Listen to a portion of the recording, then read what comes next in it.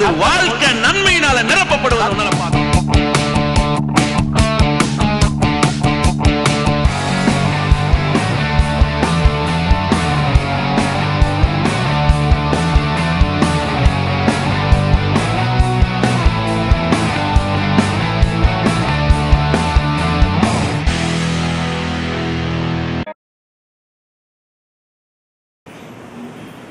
லூக்கா சுவிசேஷம் 2ஆம் அதிகாரம்.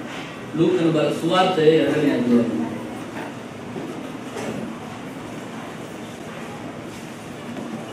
பத்திலிருந்து வாசிக்கிறேன். அத்தனை வாக்கியங்கள் வச்சோம். தேவதூதன் அவர்களை நோக்கி, பயப்படாதீர்கள், இதோ எல்லா ஜனத்திற்கும் மிகுந்த சந்தோஷத்தை உண்டாக்கும் நற்செய்தியை உங்களுக்கு அறிவிக்கிறேன். இந்த கர்த்தராகிய கிறிஸ்து என்னும் இரட்சகர் உங்களுக்கு தாவீதின் ஊரிலே பிறந்திருக்கிறார்.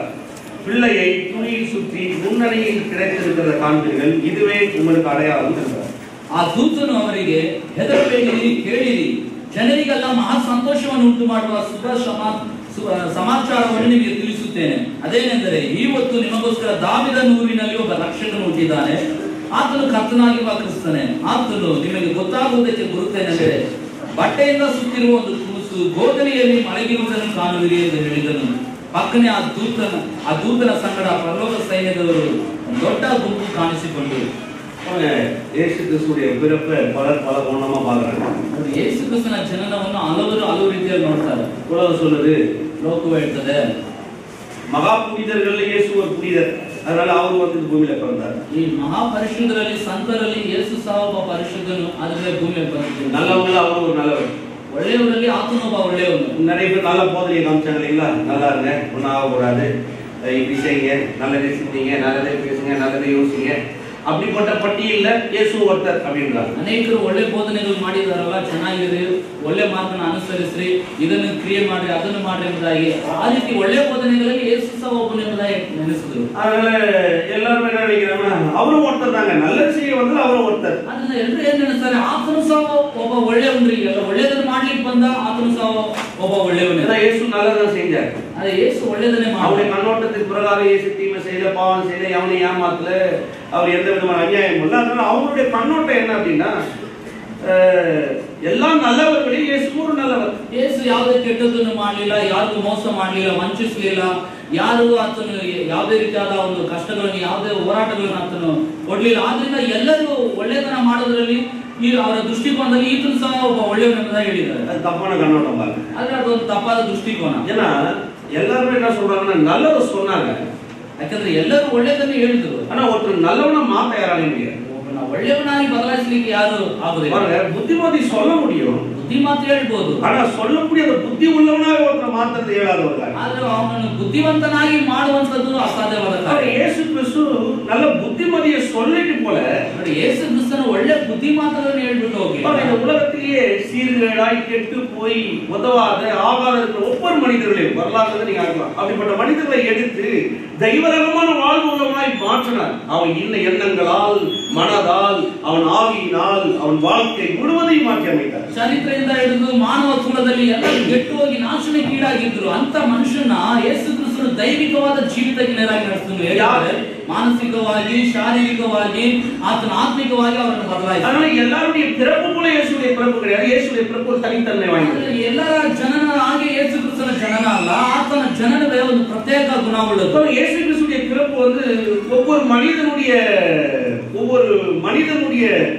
வாழ்க்கையின் தரத்தை உயர்த்தல, மனிதனையே உயர்த்துகிறது. ಯೇಸು ಕ್ರಿಸ್ತನ ಜನನ ಅನ್ನೋದು ಪ್ರತಿಯೊಬ್ಬ ಮನುಷ್ಯನ ಗುಣಮಟ್ಟವನ್ನು ಅದು ಉನ್ನತಿಗೆ ತರಲಿಲ್ಲ, ಬದಲಾಗಿ ಅವನನ್ನೇ ಅದು ಉನ್ನತಿಗೆ ತಂದಿದೆ.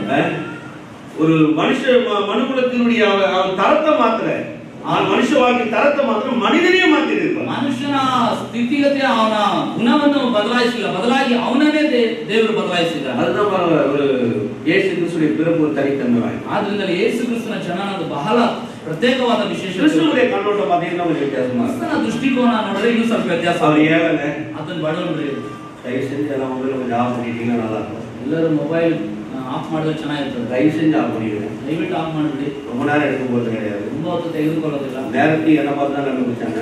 ಸಮಯ ಸಹ ನನ್ನ ನೋಡಿಗೆ ಕಂಡು ಹಿಡಿದಿದ್ದಾರೆ. எங்கேயாவது நீங்க சொன்னீங்கன்னா நேரத்துக்கு டான் இருப்பேன். ಇಲ್ಲಾದ್ರೆ ಹೇಳಿದ್ರೆ ಸಮಯಕ್ಕೆ ಸರಿಯಾಗಿರ್ತದೆ. ಸಮೀಪದ ನಿಶ್ಚಿತಾರ್ಥ. ಸಮೀಪದಲ್ಲಿ ಒಂದು ನಿಶ್ಚಿತಾರ್ಥ. ನಿಶ್ಚಿತಾರ್ಥ 6 ಮಣಿಗೆ. ನಿಶ್ಚಿತಾರ್ಥ 6 ಗಂಟೆಗೆ. 5:50 ನಾನು 5:50 ஒன்று யாரும் நீராவ என்ன 7 ಬರ್ತಾರೆ. ಇಲ್ಲ ಬಸ್ சொன்ன டைம் வண்டிங்க. ಫಸ್ಟ್ 7 ಸಮಯಕ್ಕೆ ಬಂದ್ಬಿಟ್ರೆ ಕೂಪ್ಟೆ ಕರೆಕ್ಟ್ ಟೈಮ್ 6 5:55 ಬಂದಿದ್ದೀನಿ. 6 ಗಂಟೆ ಕಾಲದಲ್ಲಿ ನಾನು 5:50 ಬಂದಿದ್ದೀನಿ. ಆ ಬಡವಲ್ಲ ಕಟ್ಟತೇವಲ್ಲ. ಸೀರಿಯಲ್ ಹೋಗಬಾರದು. ನಿಶ್ಚಿತಾರ್ಥ ಬೇರೆ ಇಲ್ಲ. ನಿಶ್ಚಿತಾರ್ಥ ಅಲ್ವಾ? ಮತ್ತೆ ಕನ್ನಡಿ ಮಾಡಿ ಎಕ್ಸ್ಟ್ರಾ ಬೇರೆ ಫೋನ್ ಇಲ್ಲ. ಕನ್ನಡಿ ಮುಂದೆ ಸ್ವಲ್ಪ ಹೆಚ್ಚಾಗಿ ಹಾಕೋಬೇಕಲ್ಲ. ಬೇರೆ ಕಮ್ಮಿ ಮಾಡಿ ಎಕ್ಸ್ಟ್ರಾ ನೀ ಹೇಳಿದೀಯಾ? ಬಣ್ಣ ಬೇರೆ ಸ್ವಲ್ಪ ಕಡಿಮೆ. நான் டைம் யாரை யோசிக்க வேணாம். உங்க எந்த போனா இருந்தாலும் எந்த விசேஷம் இருந்தாலும் நான் முடிச்ச உடனே நீங்க ஆரம்பிச்சு ಯಾವುದೇ ಒಂದು ಕಾರ್ಯಕ್ರಮ ಸರಿಯಾಗಿ ಮುಗಿಸ್ತಾನೆ ನೀವು ಮುಂದುವರಿಸಬಹುದು. இந்த கிறிஸ்துவனுடைய கண்ணோட்டத்தில் ஒரு வித்தியாசமா இருக்கு. ಕ್ರಿಸ್ತನ ದೃಷ್ಟಿಕೋನ ಅನ್ನೋದು ಇನ್ನೂ ಸ್ವಲ್ಪ ವ್ಯತ್ಯಾಸವಾಗಿದೆ. ಯೇಸು எங்க பிறந்தார்ன்றதே பாப்பாங்க. ಯೇಸು ಎಲ್ಲಿ ಜನಿಸಿದನೋ ಅನ್ನೋದನ್ನೇ ನೋಡ್ತಾರೆ. எங்க பிறந்தாரு? மாட்டுக்கொட்டாயில பிறந்தாரு. ಗೋದಲಿಯಲ್ಲಿ ஏழையா பிறந்தாரு. வறுமையில் கோலம் எடுத்தாரு. ಒಂದು ಬಡತನವನ್ನು ಹೊಂದಿಕೊಂಡ. அவங்க நோக்கம் என்ன அப்படின்னு பாத்தீங்கன்னா ஏழையா பிறந்தாரு, மாட்டுக்கொட்டாயில பிறந்தாரு, வறுமையில் கோலம் எடுத்தாரு, இதே பேசிட்டு இருப்பாங்க. ಆದ್ರೆ ನಾವು ದೃಷ್ಟಿಕೋನ ಏನಂದ್ರೆ ಗೋದಲಿಯಲ್ಲಿ ಜನಿಸಿದ, ಬಡವನಾಗಿ ಜನಿಸಿದ, ಬರಡುತನವನ್ನು ತನ್ನ ಗುಣ ಹೊಂದಿಕೊಂಡ ಎಂಬುದಾಗಿ ಹೇಳ್ತಾರೆ. அவர் எங்க பிறந்தாரும் இல்ல, எதுக்காக பிறந்தாருன்றதான் கருத்து. ನೋಡಿ, ಆತನು ಎಲ್ಲಿ ಜನಿಸಿದ ಅನ್ನೋದು ಮುಖ್ಯ ಅಲ್ಲ, ಆತನು ಯಾತಕ್ಕಾಗಿ ಜನಿಸಿದ ಅನ್ನೋದು ಮುಖ್ಯ. நீங்க கூட அநேக கவர்மெண்ட் ஹாஸ்பிட்டல் பிறந்திருக்கலாம், சில தனியார் ஹாஸ்பிட்டல் பிறந்திருக்கலாம். ನೀವು ಸಹ ಇಲ್ಲಿ ಅನೇಕರು ಒಂದು ಗವರ್ನಮೆಂಟ್ ಆಸ್ಪತ್ರೆಯಲ್ಲಿ ಹುಟ್ಟಿರಬಹುದು, ಅಥವಾ ಇನ್ನೊಂದು ವಿಶೇಷವಾದ ಆಸ್ಪತ್ರೆ. சில ஆட்டோல போகும்போதே பிறந்துறாங்க. ಕೆಲವರು ஆட்டோல போகும்போதே பிறந்துறாங்க. ಆಟೋದಲ್ಲಿ ಪ್ರಯಾಣಿಸುವಾಗಲೇ ಜನಿಸಿರ್ತಾರೆ. ட்ரெயின்ல டெலிவரி ஆயிடுச்சு. ಕೆಲವರು ಟ್ರೈನಲ್ಲೆಲ್ಲ. அதனால இந்த ட்ரெயின் அப்படியே ரொம்ப மாபெருசா யோசிக்க முடியுமா? இல்ல அந்த ஹாஸ்பிட்டலையோ அந்த இடத்தையும் நம்ம பெருசா பார்க்க முடியுமா? ಟ್ರೈನ್ ಅನ್ನು ಅಥವಾ ಆಸ್ಪತ್ರೆ ಆ ಸ್ಥಳವನ್ನು ದೊಡ್ಡದಾಗಿ ನಾವು ಹೇಳಿಕ್ಕಾಗುತ್ತಾ? இவங்களுக்கு என்ன பிரச்சனை? இயேசு மாட்டுக்கொட்டாயில பிறந்தார். ಇವರಿಗೇನು ಸಮಸ್ಯೆ? ಯೇಸು ದನದ ಗೋದಲಿಯಲ್ಲಿ ಜನಿಸಿದ. இருந்தவர் தான் இந்த உலகத்துல வந்தார். அவர் பிறந்தார், அன்னைக்கிலிருந்து இல்ல, இருந்தவர் பிறந்தார். அதான் முக்கியம். ಇದ್ದಾತನೇ ಭೂಮಿಗೆ ಬಂದ, ಆತನು ಮುಂಚೆ ಇದ್ದ. ಆದ್ಮೇಲೆ அவர் அன்னைக்கு பிறந்த அன்னைக்கு தான் அவர் ஆயுசு நாட்கள் இருக்குது நினைச்சாரு. ಆತನು ಹುಟ್ಟಿದ ದಿನದಿಂದ ಆತನ ಆಯುಷ್ ಕಾಲ ಇದೆ ನೆನೆಸಬೇಡಿ. வேதம் சொல்லுது பாருங்க, ஆதியிலே வார்த்தை இருந்தது, வார்த்தை தேவனிடத்தில் இருந்தது, வார்த்தை தேவனாய் இருந்தது. ಆದಿಯಲ್ಲಿ ವಾಕ್ಯವಿತ್ತು, ಆ ವಾಕ್ಯ ದೇವರ ಬಳಿ ಇತ್ತು, ಆ ವಾಕ್ಯವೇ ದೇವರಾಗಿತ್ತು. அந்த வார்த்தை சத்தியத்தினாலும் கிருபையினாலும் பூமியில இறங்கி வாசம் பண்ணினார். ಆ ವಾಕ್ಯವು ಸತ್ಯದಲ್ಲಿ ಕೃಪೆಯಲ್ಲಿ ಭೂಮಿಯಲ್ಲಿ ಬಂದು ವಾಸ ಮಾಡಿದ. அப்ப இருந்தவர் தான் வந்தார். ಅಂದ್ರೆ ಇದ್ದಾತನೇ ಬಂದಿದ್ದ. ஏதோ உடனே அப்படி தோண்டிಲ್ಲ பாருங்க. ತಕ್ಷಣ ಅಕಸ್ಮಾತ್ ತೋಚಿಲ್ಲ. சிலருக்கு என்னன்னா அந்த பிறந்த இடம், அந்த அந்த ஏரியா, அந்த சூழ்நிலை, அந்த மாட்டு தொழுவம், அந்த கிழிஞ்ச துணி, இதே மனதில் இருக்கும். ಕೆಲವರಿಗೆ ಏನಂದ್ರೆ ಆ ಹುಟ್ಟಿದಂತ ಸ್ಥಳ, ಗೋದಲಿ, ಆ ಸ್ಥಿತಿ, ಆ ಅರ್ಧೋ ಇರೋ ಬಟ್ಟೆ ಇದೆ ಅವರ ದೃಷ್ಟಿಯಲ್ಲಿ. அவங்க பெருசா இதை யோசிக்கிறதே கிடையாது. ದೊಡ್ಡದಾಗಿ ಏನು ಯೋಚಿಸೋದಿಲ್ಲ. நான் கேட்கிறேன்ல, ನಾನು ನಿಮ್ಮನ್ನು ಕೇಳ್ತೇನೆ, எத்தனை பேர் பிறந்த உடனே கிலோ கணக்கில் கோல்டும் விளையாடப்பட்ட கற்பனை பொக்கிஷம் வந்திருக்கும்? ಎಷ್ಟು ಜನ ನೀವು ಹುಟ್ಟಿದ ತಕ್ಷಣ ಕೆಜಿ ಗಟ್ಟಲೆ ಬಂಗಾರನೋ ಅಥವಾ ಬೆಳ್ಳಿನೋ ರತ್ನಗಳು ಬಂದಿವೆ? பிறந்த உடனே ಹುಟ್ಟಿದ ತಕ್ಷಣ எத்தனை பேர் வந்து ಎಷ್ಟು ಬಂದಿದೆ? ஒரு ஆள் காட்டுப்பாங்க. ಒಬ್ಬರನ್ನ ತೋರಿಸಿ ನೋಡೋಣ. ஒரு ஆள், ಒಬ್ಬರು மிஞ்சி போனா ஒரு மோதிரம் போட்டுருவாங்க. ಹತ್ರ ಒಂದು ಉಂಗುರ ಹಾಕಿರ್ತಾರೆ. உடனே என் பேரனுக்காக, என் பேத்திக்காக, தாத்தா பாட்டி தான் என்ன போட்டுருவாங்க.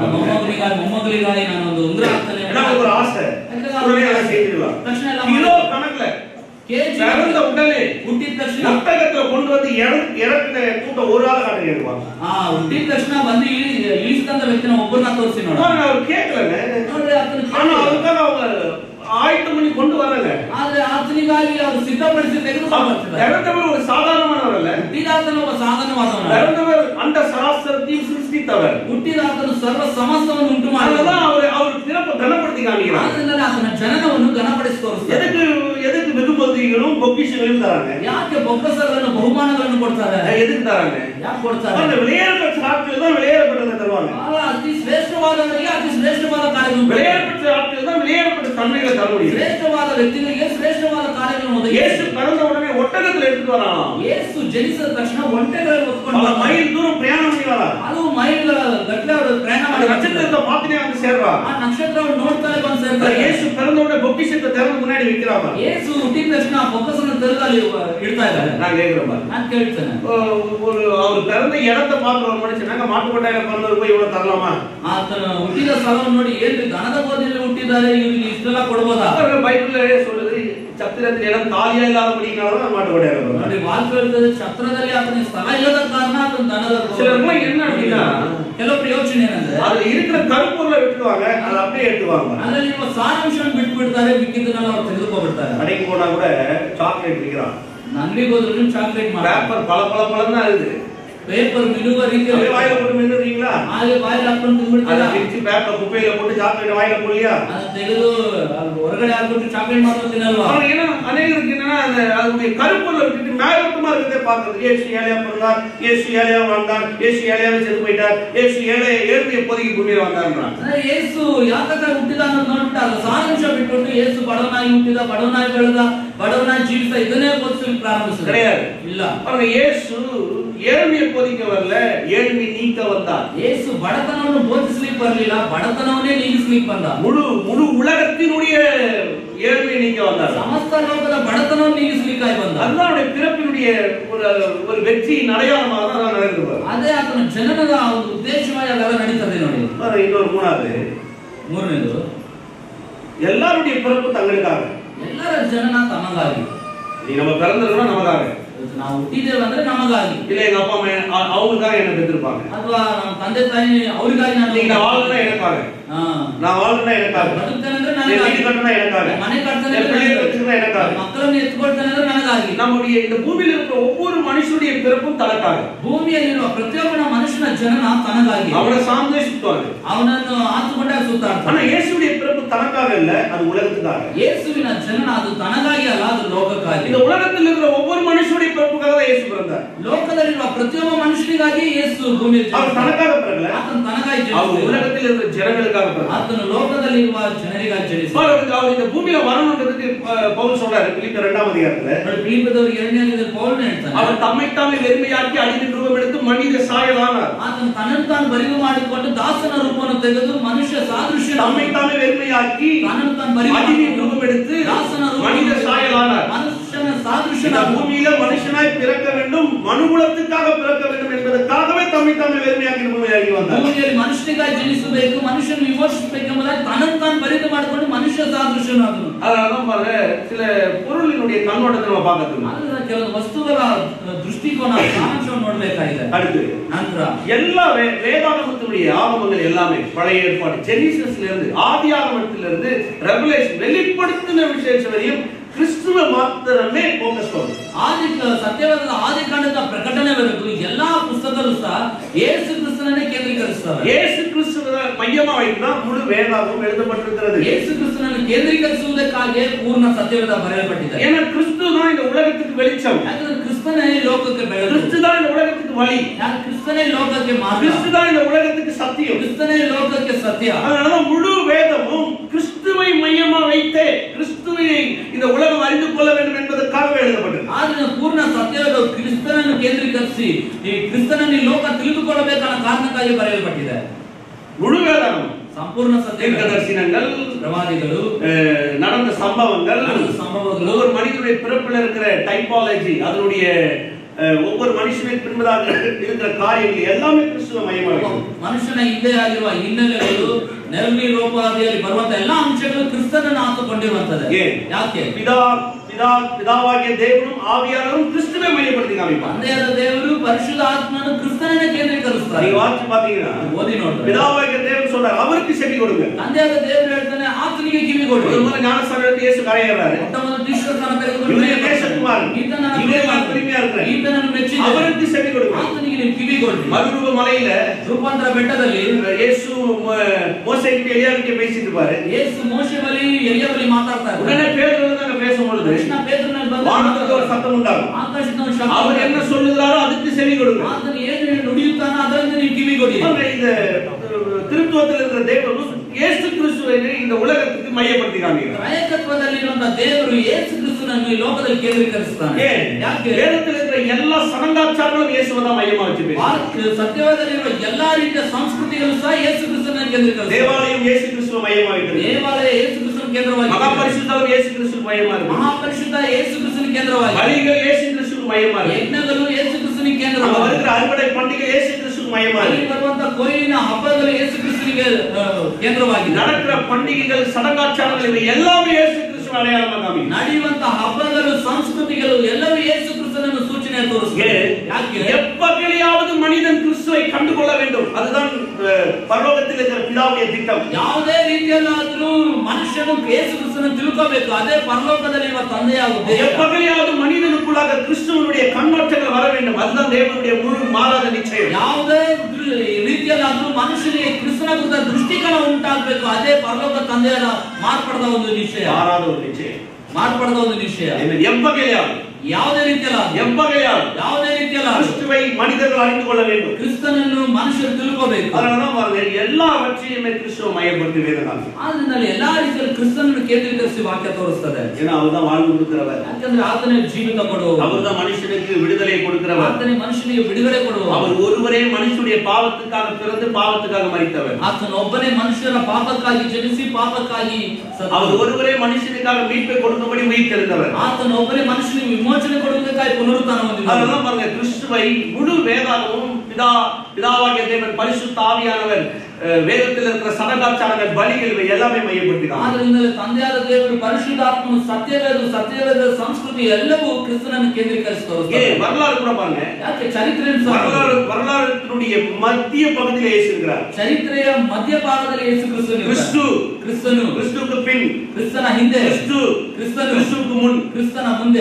கிறிஸ்து மைய பகுதியா வருகிறார். ಕ್ರಿಸ್ತನೇ ಕೇಂದ್ರ ವಿಷಯವಾಗಿ ಬರ್ತಾನೆ. ஏன்னா கிறிஸ்து தான் மையமா இருக்கணும். ಯಾಕಂದ್ರೆ ಕ್ರಿಸ್ತನೇ ಕೇಂದ್ರವಾಗಿರಬೇಕು. அது வரலாறா இருந்தாலும், ಚರಿತ್ರೆ உலகமா இருந்தாலும், மனிதனா இருந்தாலும், ಮನುಷ್ಯನಾದ್ರೂ கிறிஸ்து அவன் வாழ்க்கையில மையமா இருக்க வேண்டும். ಕ್ರಿಸ್ತನೇ ಅವನ ಜೀವನದಲ್ಲಿ ಕೇಂದ್ರವಾಗಿರಬೇಕು. அதனால கிறிஸ்துவை இந்த உலகத்துல பிரசங்கம் பண்றோம். ಆದ್ರಿಂದ ಕ್ರಿಸ್ತನ ಈ ಲೋಕದಲ್ಲಿ ಪ್ರಸಂಗಿಸ್ತಾರೆ. கிறிஸ்து ஒரு மதவாதி அல்ல, ಕ್ರಿಸ್ತನ ಒಬ್ಬ ಮತವಾದಿ கிறிஸ்து ಅಲ್ಲ. மதத்துல சேர்ப்பதற்காக இறங்கி வரல, ಕ್ರಿಸ್ತನ ಮತದಲ್ಲಿ ಸೇರಿಸುವುದಕ್ಕಾಗಿ கிறிஸ்து ஒரு மதத்தை ஸ்தாபிக்கப்பட இறங்கி வரல. ಕ್ರಿಸ್ತನ ಒಂದು ಮತವನ್ನು ಸ್ಥಾಪಿಸುವುದಕ್ಕಾಗಿ இந்த உலகத்துல எந்த மனிதனா இருந்தாலும், ಈ ಲೋಕದಲ್ಲಿ ಯಾವುದೇ ಮನುಷ್ಯ எப்பேற்பட்ட புனிதனா இருந்தாலும், ಎಂತ ಒಬ್ಬ ಪರಿಶುದ್ಧನಾಗಿ, எப்பேற்பட்ட ஞானியா இருந்தாலும், அறிவுள்ளவனா இருந்தாலும், ಎಂತ ತಿಳುವಳಿಕೆ ಜ್ಞಾನವುಳ್ಳವನಾಗಿ, எப்பேற்பட்ட தத்துவ ஞானியா இருந்தாலும், ಎಂತ ಒಬ್ಬ ತತ್ವಜ್ಞಾನಿಯಾಗಿ, ஒரு மனிதனுக்கு வாழ்வு உண்டாக வேண்டும் என்றால் கிறிஸ்து மையமா வர வேண்டும். கிறிஸ்து இல்லை என்றால் வாழ்வு இல்லை. ಒಬ್ಬ ಮನುಷ್ಯನು ಬದುಕನ್ನು ಕಂಡುಕೊಳ್ಳಬೇಕಾದ್ರೆ ಕ್ರಿಸ್ತನು ಕೇಂದ್ರವಾಗಿ ಬರಬೇಕು. ಕ್ರಿಸ್ತನ ಕೇಂದ್ರವಾಗಿ ಇಲ್ಲದಿದ್ರೆ ಅದು ಬದುಕನ್ನು ಕಂಡುಕೊಳ್ಳಿಕ್ಕೆ ಆಗಲ್ಲ. அதனால கிறிஸ்துவை இந்த உலகத்துக்கு பிரசங்கம் பண்றோம். ಆದ್ರಿಂದಲೇ ಕ್ರಿಸ್ತನನ್ನು ಈ ಲೋಕಕ್ಕೆ ಪ್ರಸಂಗಿಸ್ತೇವೆ. இதுதான் முழு வேதமும் சொல்லுகிறது, வரலாறும் சொல்லுகிறது, வேதத்தில் ஒவ்வொரு சடங்காச்சாரமும் சொல்லுகிறது. ಇದೇ ಸತ್ಯವೇದ ಇರ್ತದೆ, ಸತ್ಯವೇದ ಸಂಸ್ಕೃತಿ ಇರ್ತದೆ, ಪೂರ್ಣ ಚರಿತ್ರೆ ಇದನ್ನೇ ಹೇಳ್ತದೆ. சில காரியத்தை நான் எடுத்து காமிக்கிறேன். ಕೆಲವು ಕಾರ್ಯಗಳನ್ನು ತೆಗೆದು ತೋರಿಸ್ತೇನೆ. வேதத்திலிருந்தே காமிச்சாதான் ரொம்ப அருமையா இருக்கும். வேதம் தான் ஆதாரமா இருக்கும். ವಾಕ್ಯದಿಂದಲೇ ತೆಗೆದು ತೋರಿಸಲು ಚೆನ್ನಾಗಿರ್ತದೆ. ವಾಕ್ಯವೇ ಆಧಾರವಾಗಿದೆ.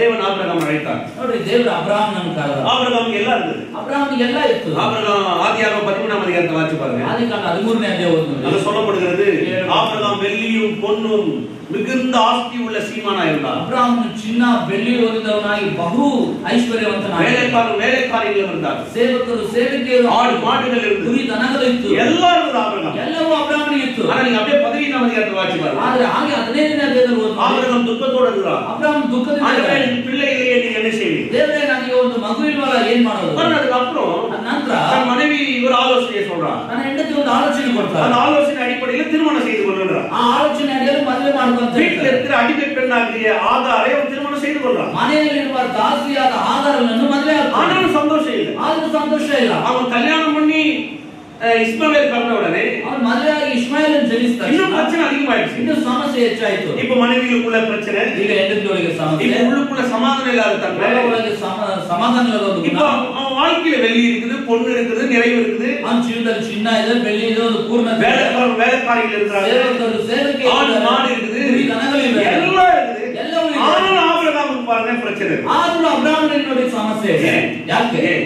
ஆபிரகாம் எப்போ நிறைவான? ಅಬ್ರಹಾಮನು ಯಾರು ಸಂಪೂರ್ಣವಾದನು? எப்போ வாக்குத்தத்தம் பண்ணப்பட்டவர் அவன் வாழ்க்கையில வருகிறாரோ அப்பதான் அவன் வாழ்க்கையில நிறைவு உண்டாகும். ಯಾವಾಗ ವಾಗ್ದಾನ ಮಾಡಲ್ಪಟ್ಟವನು ಆತನ ಜೀವನದಲ್ಲಿ ಬರ್ತಾನೋ ಆಗಲೇ ಅದು ಸಂಪೂರ್ಣ. வாக்குத்தத்தம் பண்ணப்பட்டவர் ஈசாக்கு. ವಾಗ್ದಾನ ಮಾಡಲ್ಪಟ್ಟವನೇ ಈಸಾಕು. வாக்குத்தத்தம் பண்ணப்பட்ட ஈசாக்கு வந்தாதான் அவன் வாழ்க்கையிலே மகிழ்ச்சி உண்டாகும். ವಾಗ್ದಾನ ಮಾಡಲ್ಪಟ್ಟ ಈಸಾಕನು ಅವನ ಜೀವನದಲ್ಲಿ ಬಂದ್ರೇನೆ ಅವನ ಜೀವನದಲ್ಲಿ ಒಂದು ಉಲ್ಲಾಸ ಉಂಟಾಗುತ್ತದೆ. ಆದಿಕಾಂಡ 21ನೇ ಅಧ್ಯಾಯ. 21ನೇ ಅಧ್ಯಾಯ. ஆதியாகமம் 21ஆம் அதிகாரம். ಆದಿಕಾಂಡ 21ನೇ ಅಧ್ಯಾಯ.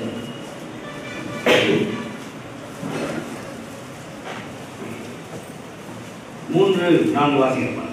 3 ಮತ್ತು 4.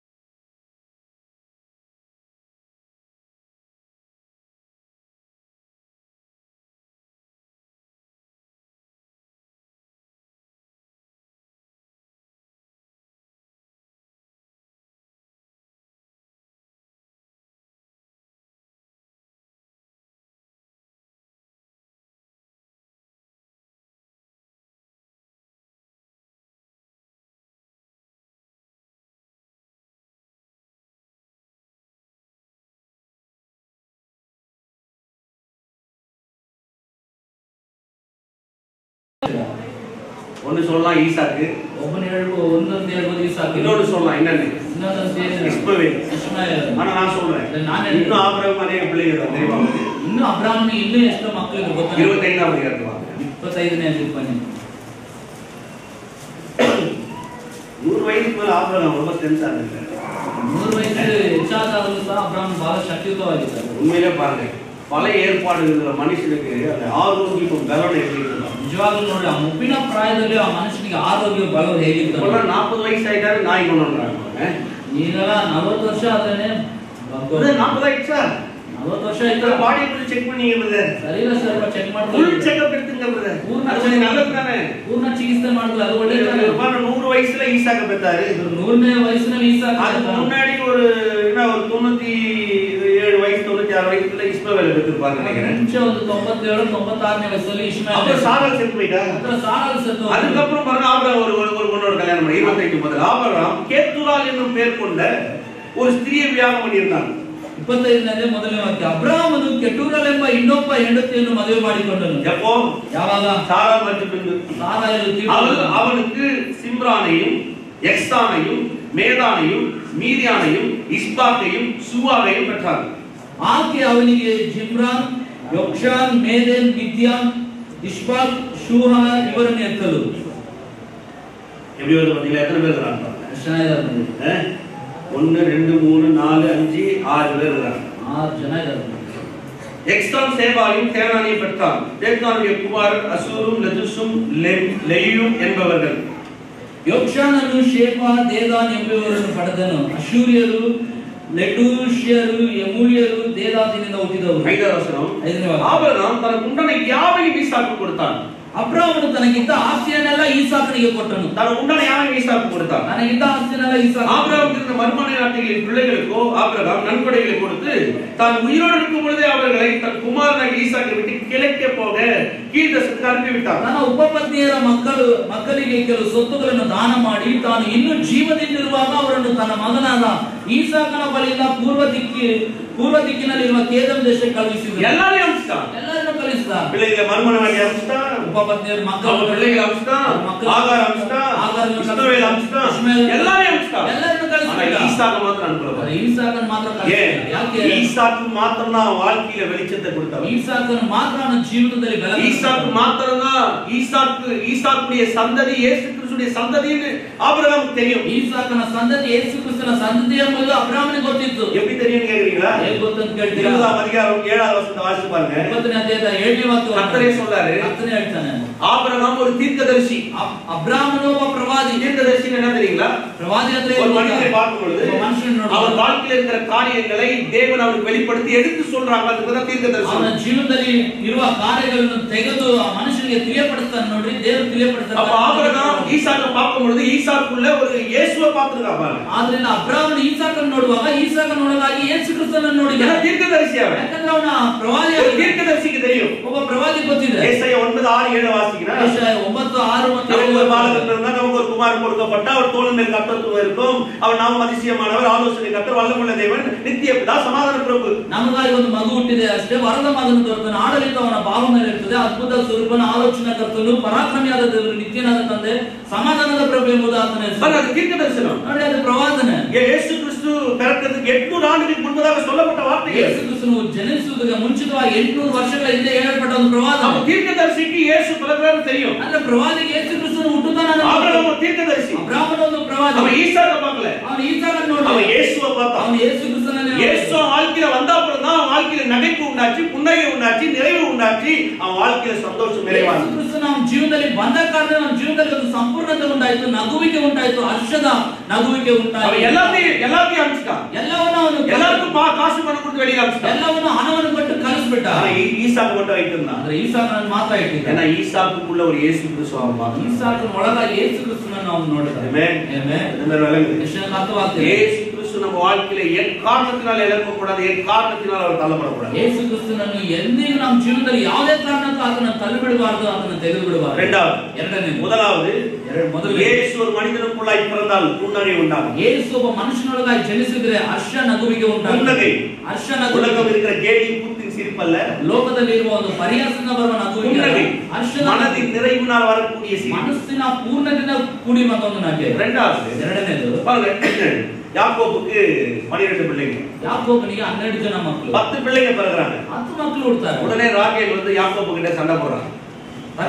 ತಕ್ಷಣ ರಾಹೇಲಳು ಬಂದು ಯಾಕೋಬನಿಗೆ ನನಗೆ ಮಗು ಇದೆಲ್ಲ ನಾನು ಸಾಯ್ತೇನೆ. உடனே பாருங்க யாக்கோபு சொல்றார். ತಕ್ಷಣ ಯಾಕೋಬನು ಹೇಳ್ತಾನೆ, பிள்ளையை கொடுப்பதற்கு நான் தேவனா? ಮಕ್ಕಳನ್ನು ಕೊಡೋದಕ್ಕೆ ನಾನೇ ದೇವರಾ? பிள்ளையை கொடுப்பதற்கு நான் தேவனா? ಮಕ್ಕಳನ್ನು ಕೊಡೋದಕ್ಕೆ ನಾನು ದೇವರಾ? லேயாளுக்கு பிள்ளை பிறந்திருக்குது. லேயாளுக்கு மகன். பில்காலுக்கு பிள்ளை பிறந்திருக்குது. பில்காலுக்கு ஜில்பலிಗೂ ಮಕ್ಕಳು 10 குழந்தை பிறந்தாச்சு. 10 ಮಕ್ಕಳು ಹುಟ್ಟಾಯಿ. இப்போ ராகேலுக்கு குழந்தை பிறந்தது. ராகேலுக்கு மಕ್ಕಳು ಹುಟ್ಟಬೇಕು. உடனே பாருங்க அவளுடைய எண்ணத்தை பேசுறான். குழந்தையை உனக்கு கொடுப்ப நான் தேவனா? ತಕ್ಷಣ ಅವನು ಯೋಚನೆಯಲ್ಲಿ ಮಾತಾಡ್ತಾನೆ, ಮಕ್ಕಳನ್ನು ಕೊಡೋದಕ್ಕೆ ನಾನೇ ದೇವರಾ? ಆದಿಕಾಂಡ 30ನೇ ಅಧ್ಯಾಯ. ಆದಿಕಾಂಡ 30ನೇ ಅಧ್ಯಾಯ. ಆದಿಕಾಂಡ 30ನೇ ಅಧ್ಯಾಯ. ಆದಿಕಾಂಡ 30ನೇ ಅಧ್ಯಾಯ 22வது வசனம். 22ನೇ ವಾಕ್ಯ. தேவன் ராகேலை நினைத்தருளினார். ಆಮೇಲೆ ದೇವರು ರಾಹೇಲಳನ್ನು ನೆನೆಸಿಕೊಂಡು ಅವಳಿಗೆ ದೇವರು செவி கொடுத்து அவள் ಗರ್ಭ தரிக்கும்படி செய்தார். ಆಕೆಯ ಮೊರೆಯನ್ನು ಕೇಳಿ ಆಕೆಗೆ ಮಕ್ಕಳಾಗುವಂತೆ ಮಾಡಿದನು. அவள் கர்ப்பவதியாகி ஒரு குமாரனை பெற்று தேவன் என் நிந்தையை நீக்கி விட்டார் என்றும் இன்னும் ஒரு குமாரனை கர்த்தருக்கு தருவார் என்று சொல்லி அவளுக்கு யோசேப்பு என்று பெயரிட்டார். ಆಕೆ ಗರ್ಭಿಣಿಯಾಗಿ ಗಂಡು ಮಗುವನ್ನು ಎತ್ತು ದೇವರು ನನಗಿದ್ದ ಅವಮಾನವನ್ನು ಪರಿಹರಿಸಿದ್ದಾನೆ ಅಂದಳು.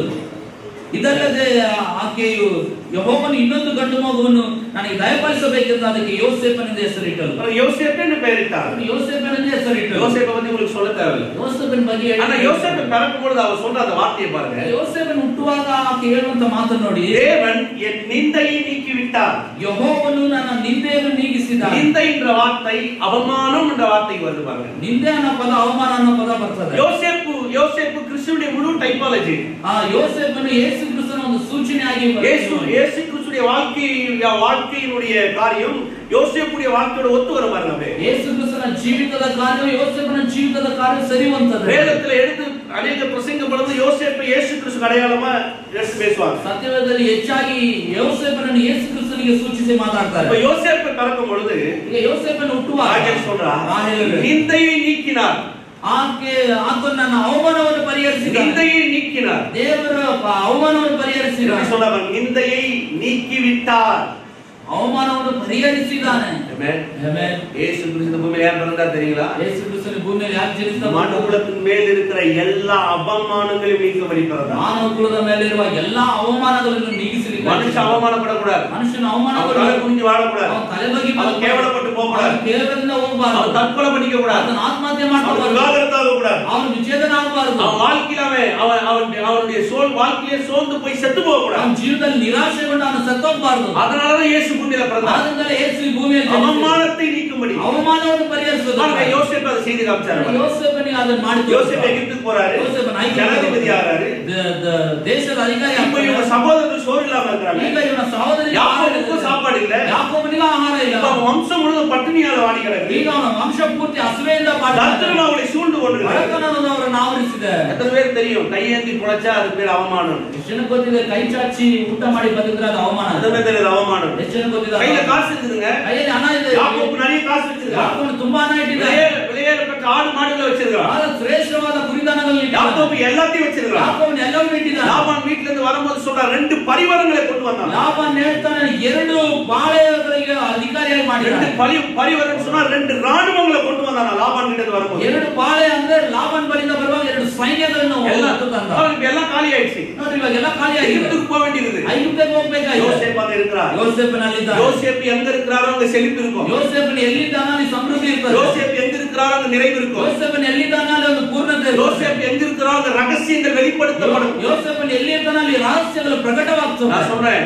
இயேசு எங்க இருக்கிறாரோ அங்க செழிப்பு இருக்கும். ನಾನು ಹೇಳ್ತೇನೆ ಯೇಸು ಎಲ್ಲಿದ್ದಾನೋ ಅಲ್ಲಿ ಸಮೃದ್ಧಿ ಇರುತ್ತೆ. இயேசு எங்க இருக்கிறாரோ அங்க ஆசீர்வாதம் இருக்கும். ಯೇಸು ಎಲ್ಲಿ ಇರ್ತಾನೋ ಅಲ್ಲಿ ಆಶೀರ್ವಾದ ಇರ್ತದೆ. இயேசு எங்க இருக்கிறாரோ அவர் உங்க வாழ்க்கையின் எதிர்காலத்தின் ரகசியங்களை சொல்லக்கூடியவராக. ಯೇಸು ಎಲ್ಲಿದ್ದಾನೋ ಆತ ನಿಮ್ಮ ಜೀವನದ ಭವಿಷ್ಯತ್ ಕುರಿತಾದ ರಹಸ್ಯಗಳನ್ನು ಪ್ರಕಟಿಸುತ್ತಾನೆ. இயேசு இருக்கிற இடத்துல தோல்வி இருக்காது. ಯೇಸು ಇರುವ ಸ್ಥಳದಲ್ಲಿ ಸೋಲು ಇರುವುದಿಲ್ಲ. இயேசு இருக்கிற இடத்துல உயர்வு இருக்கும். ಯೇಸು ಇರುವ ಸ್ಥಳದಲ್ಲಿ ಉನ್ನತಿ ಇರುತ್ತದೆ. யோசேப்பு தன்னுடைய சகோதரனுடைய அவமானத்தை நீக்கினான். ಯೋಸೇಫನು ತನ್ನ ಸಹೋದರರ ಅವಮಾನವನ್ನು ಪರಿಹರಿಸಿದ. தன்னுடைய தாயும் தகப்பனையும் கனப்படுத்தினான். ತನ್ನ ತಂದೆ ತಾಯಿಯನ್ನು ಘನಪಡಿಸಿದ. யோசேப்பு அவனுடைய வாழ்க்கைக்கு எதிர்காலத்துக்கு ஒரு சிறப்பான கோசேன் என்ற இடத்தை அமைத்து கொடுத்தான். ಯೋಸೇಫನು ಅವರ ಜೀವಿತಕ್ಕಾಗಿ ಅವರ ಭವಿಷ್ಯಕ್ಕಾಗಿ ಗೋಷೇನ್ ಎಂಬ ಪ್ರಾಂತ್ಯವನ್ನು ಏರ್ಪಡಿಸಿದ. யோசேப்பு தன் சகோதரர்கள் வெட்கப்படுவதை விரும்பல. ಯೋಸೇಫನು ತನ್ನ ಸಹೋದರರು ಅಲ್ಲಿ ನಾಚಿಕೆಗಳನ್ನು ಬಯಸಲಿಲ್ಲ. நான் சொல்றேன், இயேசு கிறிஸ்துவின் மூத்த சகோதரர். ಯೇಸು ಕ್ರಿಸ್ತ ನಿಮ್ಮ ಹಿರಿಯ ಸಹೋದರ. நீங்க அவமானப்படுவதை இயேசு விரும்ப மாட்டார். ನೀವು ಅವಮಾನಗೊಳ್ಳೋದು ಯೇಸು ಬಯಸುವುದಿಲ್ಲ. நீங்க தரித்திரவாததை இயேசு விரும்ப மாட்டார். ಬಡತನದಲ್ಲಿ ಬದುಕೋದು ಯೇಸು ಬಯಸುವುದಿಲ್ಲ. உங்களுக்காக ஒரு கோசேனை அவர் ஆயத்தம் பண்ணி வைத்திருக்கிறார். ಒಂದು ಗೋಷೇನನ್ನು அது பசுமை நிறைந்த இடம். ಆತನ ಹಸಿರು அது ஆசீர்வாதத்தின் இடம். ಅದು ಆಶೀರ್ವಾದದ அது நன்மையின் இடம். ಅದು ಶುಭದ ಒಂದು ಸ್ಥಳ. ஆமென். ಆಮೆನ್. ஹalleluya. ஹalleluya. யோசேப்பு பாருங்க, தன் சகோதரரை கண்ட உடனே ಯೋಸೇಫನ್ನು ನೋಡಿ ತನ್ನ ಸಹೋದರನ್ನು ಕಂಡಿದ ತಕ್ಷಣ பழிவாங்கல. ಅವರನ್ನು ಅಲ್ಲಿ ಅದಕ್ಕೆ ಬೇಕಾದ ವ್ಯಾಜ್ಯವನ್ನು ಮಾಡಿ அவரை பழிவாங்கல. ಅವರನ್ನು ಸೇರ್ அவரை பழிவாங்கல. ಅವರನ್ನು ಸೇರ್ ತೀರಿಸಿಕೊಳ್ತಿಲ್ಲ. பழிவாங்கணும்னு நினைச்சா எல்லாருமே அவர் தலையெல்லாம் துண்டிச்சிருக்கு. ಸೇರ್ ತೀರಿಸ್ಕೋಬೇಕಾದ್ರೆ ಅವರು ಶಿರಗಳನ್ನೆಲ್ಲ ತೆಗೆದಿರಬೇಕು. ஆனா அதுக்கு மாறாக அவருடைய வாழ்க்கையை வளமாக்கினார். ಬದಲಾಗಿ ಅವರ ಜೀವಿತವನ್ನು ಒಳ್ಳೆಯ ರೀತಿಯಲ್ಲಿ ನಡೆಸಿದ. மனுகுலம் தேவனுக்கு விரோதமாய் பாவம் செய்து துரோகம் செய்து தண்டனைக்கு உட்பட்டிருந்தாங்க. ಮಾನವ ಕುಲವು ದೇವರಿಗೆ ವಿರೋಧವಾಗಿ ಪಾಪ ಮಾಡಿ ಅಪರಾಧ ಮಾಡಿ ದಂಡನೆಗೊಳಗಾಗಿದ್ರು. தேவன் நம்மை பழிவாங்கலங்க. ನಮಗೆ ಅದನ್ನು ಸೇರ್ ತೀರಿಸಿಕೊಳ್ತಿಲ್ಲ. தன் குமாரனாகிய யோசேப்பை போல இயேசு கிறிஸ்துவை கொடுத்து நம்ம வாழ்க்கையினுடைய நிந்தை அவமானத்தை நீங்கி நம்மை பராமரித்தார். ತಂದೆಯ ದೇವರು ಯೋಸೇಫನಾಗಿ ಯೇಸು ಕ್ರಿಸ್ತನ ನಮ್ಮ ಜೀವನದಲ್ಲಿ ಕೊಟ್ಟು ನಮ್ಮ ಪಾಪಗಳನ್ನು ಪರಿಹರಿಸಿ ನಮಗೆ ಒಳ್ಳೆ ಬದುಕನ್ನು ಕೊಟ್ಟ. முதலாவது சொன்னேன், ಮೊದಲನೇದಾಗಿ ಹೇಳಿದೆ, இயேசு எந்த இடத்துல எந்த வீட்ல எந்த மனுஷனுக்குள்ளாக அவங்க புன்னகை. ಯೇಸು ಯಾವ ಮನೆಯಲ್ಲಿ ಯಾವ ಮನುಷ್ಯನೊಳಗಾಗಿ ಇರುತ್ತಾನೋ ಅಲ್ಲಿ ಹರ್ಷದ ನಗೆ. இரண்டாவது சொன்னேன், ಎರಡನೇದು ಹೇಳಿದೆ, இயேசு எங்க இருக்கிறார் அங்க அவமானம் இருக்கா. ಯೇಸು ಎಲ್ಲಿ ಇರ್ತಾನೋ ಅಲ್ಲಿ ಅವಮಾನ. அதனால இயேசு சொன்னார், ಅದರಿಂದಲೇ ಯೇಸು ಹೇಳಿದ, முதலாவது தேவனுடைய ராஜ்யத்தை நீதியை தேடி ಮೊದಲಿನ ದೇವರ ರಾಜ್ಯಕ್ಕಾಗಿ சகலத்துக்கும் கொடுக்கப்படும். ಸಕಲವು ನಿಮಗೆ ಕೊಡಲ್ಪಡುತ್ತದೆ. காலவேளையில் நான் உங்களுக்கு சொல்றேன், ಬೆಳಗಿನ ಜಾವ ನಿಮಗೆ ಹೇಳ್ತೇನೆ, ஒரு நாளும் கர்த்தர் உங்களை அவமானப்படுத்த மாட்டார். ಎಂದಿಗೂ ನೀವು ಅವಮಾನಗೊಳ್ಳುವಂತೆ ದೇವರು ಬಿಡುವುದಿಲ್ಲ. ஒரு நாள் உங்க தலை கவிழ்ந்து போக தேவன் விட மாட்டார். ಎಂದಿಗೂ ನಿಮ್ಮ ತಲೆ ಬಗ್ಗಿ ಹೋಗುವಂತೆ ದೇವರು ನಿಮ್ಮನ್ನು நீங்க ಬಿಡುವುದಿಲ್ಲ. வறுமையில சாகுபடி தேவன் ஒரு நாள் விட மாட்டார். ಬರಡುತನದಲ್ಲಿ ಸಾಯಬೇಕೆಂಬ ದೇವರು ಬಿಡುವುದಿಲ್ಲ. அதுல சந்தோஷப்படுறீங்க. ಸಂತೋಷಪಡು. இயேசு என்னை நன்னனை அவமானப்பட விட மாட்டார். இயேசு என் கையை இந்த இடத்துல ஏந்தும்படி விட மாட்டார். இயேசு என்னை பராமரிப்பார், என்னை ஆசீர்வதிப்பார், என்னை நிறைவாக்குவார். கோசேனை போல பசுமையான இடத்துல என்னை தங்க வைப்பார்.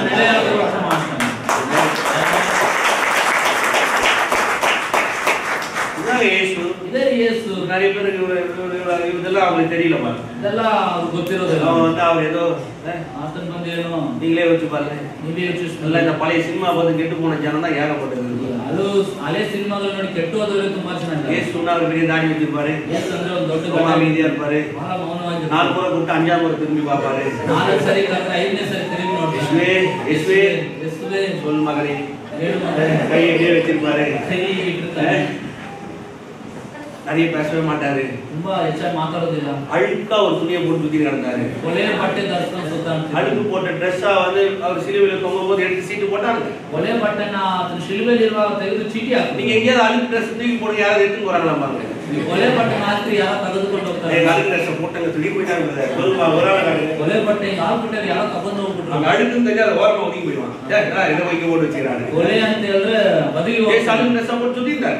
ಕೊಲೆ ಬಟ್ಟೆ ಹಾಕೊಂಡು ಸುತ್ತಾಡ್ತಾರೆ. எல்லாம் கவர்மெண்ட் சர்வெண்ட்டுங்க, ரோம ராஜ்யத்துல வேலை செய்யறாங்க. ಎಲ್ಲರೂ ರೋಮ ಸಾಮ್ರಾಜ್ಯದ ಕೆಲಸ ಮಾಡ್ತಿದ್ದಾರೆ. ಈಗಿರೋ ಗವರ್ಮೆಂಟ್ விட அன்னைக்கு ரோம ராஜ்யத்துல ஒருத்தர் வேலை செஞ்சா பெரிய ஆள் அவன். ಈಗಿರೋ ಸರ್ಕಾರಕ್ಕಿಂತ ಆ ಕಾಲದಲ್ಲಿ ರೋಮನ್ ಸರ್ಕಾರದಲ್ಲಿ ಕೆಲಸ ಮಾಡೋದು ದೊಡ್ಡ ಕೆಲಸ. அவன் பிச்சைக்காரன் இயேசு ட்ரெஸ் மேல சண்டை போடுறான், நீயா நானா கழுத்துல சீட்டு போடுறாங்க. ಅವನು ಭಿಕ್ಷುಕನಂತೆ ಜಗಳ ಮಾಡ್ತಾನೆ, ನಿನಗ ನನಗ ಕೊನೆಯಲ್ಲಿ ಚೀಟಿ ಹಾಕ್ತಾರೆ. இயேசு வந்து பாருங்க, ஏதோ வறுமையின் கோலத்தை இந்த உலகத்துக்கு காமிக்க வரல. ಯೇಸು ಏನೋ ಬರಡುತನದ ಒಂದು ಗುಣವನ್ನೇ ಲೋಕಕ್ಕೆ ತೋರಿಸಲಿಲ್ಲ. எல்லா உலகத்துல இருக்கிற எல்லா மனுஷனும் வறுமையின் கோலத்தை தான் காமிக்கிறான். ಯಾಕಂದ್ರೆ ಲೋಕದಲ್ಲಿರೋ ಪ್ರತಿಯೊಬ್ಬ ಮನುಷ್ಯನು ಬರಡುತನವನ್ನೇ ತೋರಿಸ್ತಾ ಇದ್ದಾರೆ. இயேசு வறுமையின் கோலத்தை காமிக்கிறாங்க, ಬರಡುತನವನ್ನು ತೋರಿಸ್ತಾ மாறாக ஐஸ்வர்யத்தின் கோலத்தை காமிக்கிறாங்க. ಅದರಾಗಿ ಐಶ್ವರ್ಯತೆಯನ್ನು ತೋರಿಸಲಿಕ್ಕಾಗಿ யோசேப்பு எகிப்துல வறுமையின் கோலத்தை சுத்திட்டதுல ಯೋಸೇಫನು ಐಗುಪ್ತದಲ್ಲಿ ಒಂದು ಬರಡುತನದ ஜனாதிபதி மாதிரி இருந்தான். ಆತನು ಸರ್ವಾಧಿಕಾರಿ. வேதம் சொல்லுது பார்வோனுக்கு அவனை தகப்பனாக்கினார். ವಾಕ್ಯವು ಹೇಳ್ತದೆ ಫರೋನಿಗೆ ಅವನ ತಂದೆ ಅಂತ ಇದ್ದ. அவ்வளவு பெரிய போஸ்ட். ಅಷ್ಟು ದೊಡ್ಡ ಒಂದು ಸ್ಥಾನ. ஏன்னா தன் சகோதரர்களை வாழ வைத்தபடி யோசேப்பை கர்த்தர் வைத்தார். ಯಾಕಂದ್ರೆ ಸಹೋದರರನ್ನೇ ಬದುಕಿಸುವಂತೆ ದೇವರು ಯೋಸೇಫನನ್ನು இயேசு கிறிஸ்து பூமியில வந்து மரித்து உயிர்த்தெழுந்து பிதாவின் வலது பக்கம் அமைந்திருப்பது ஒரே ஒரு காரணம்,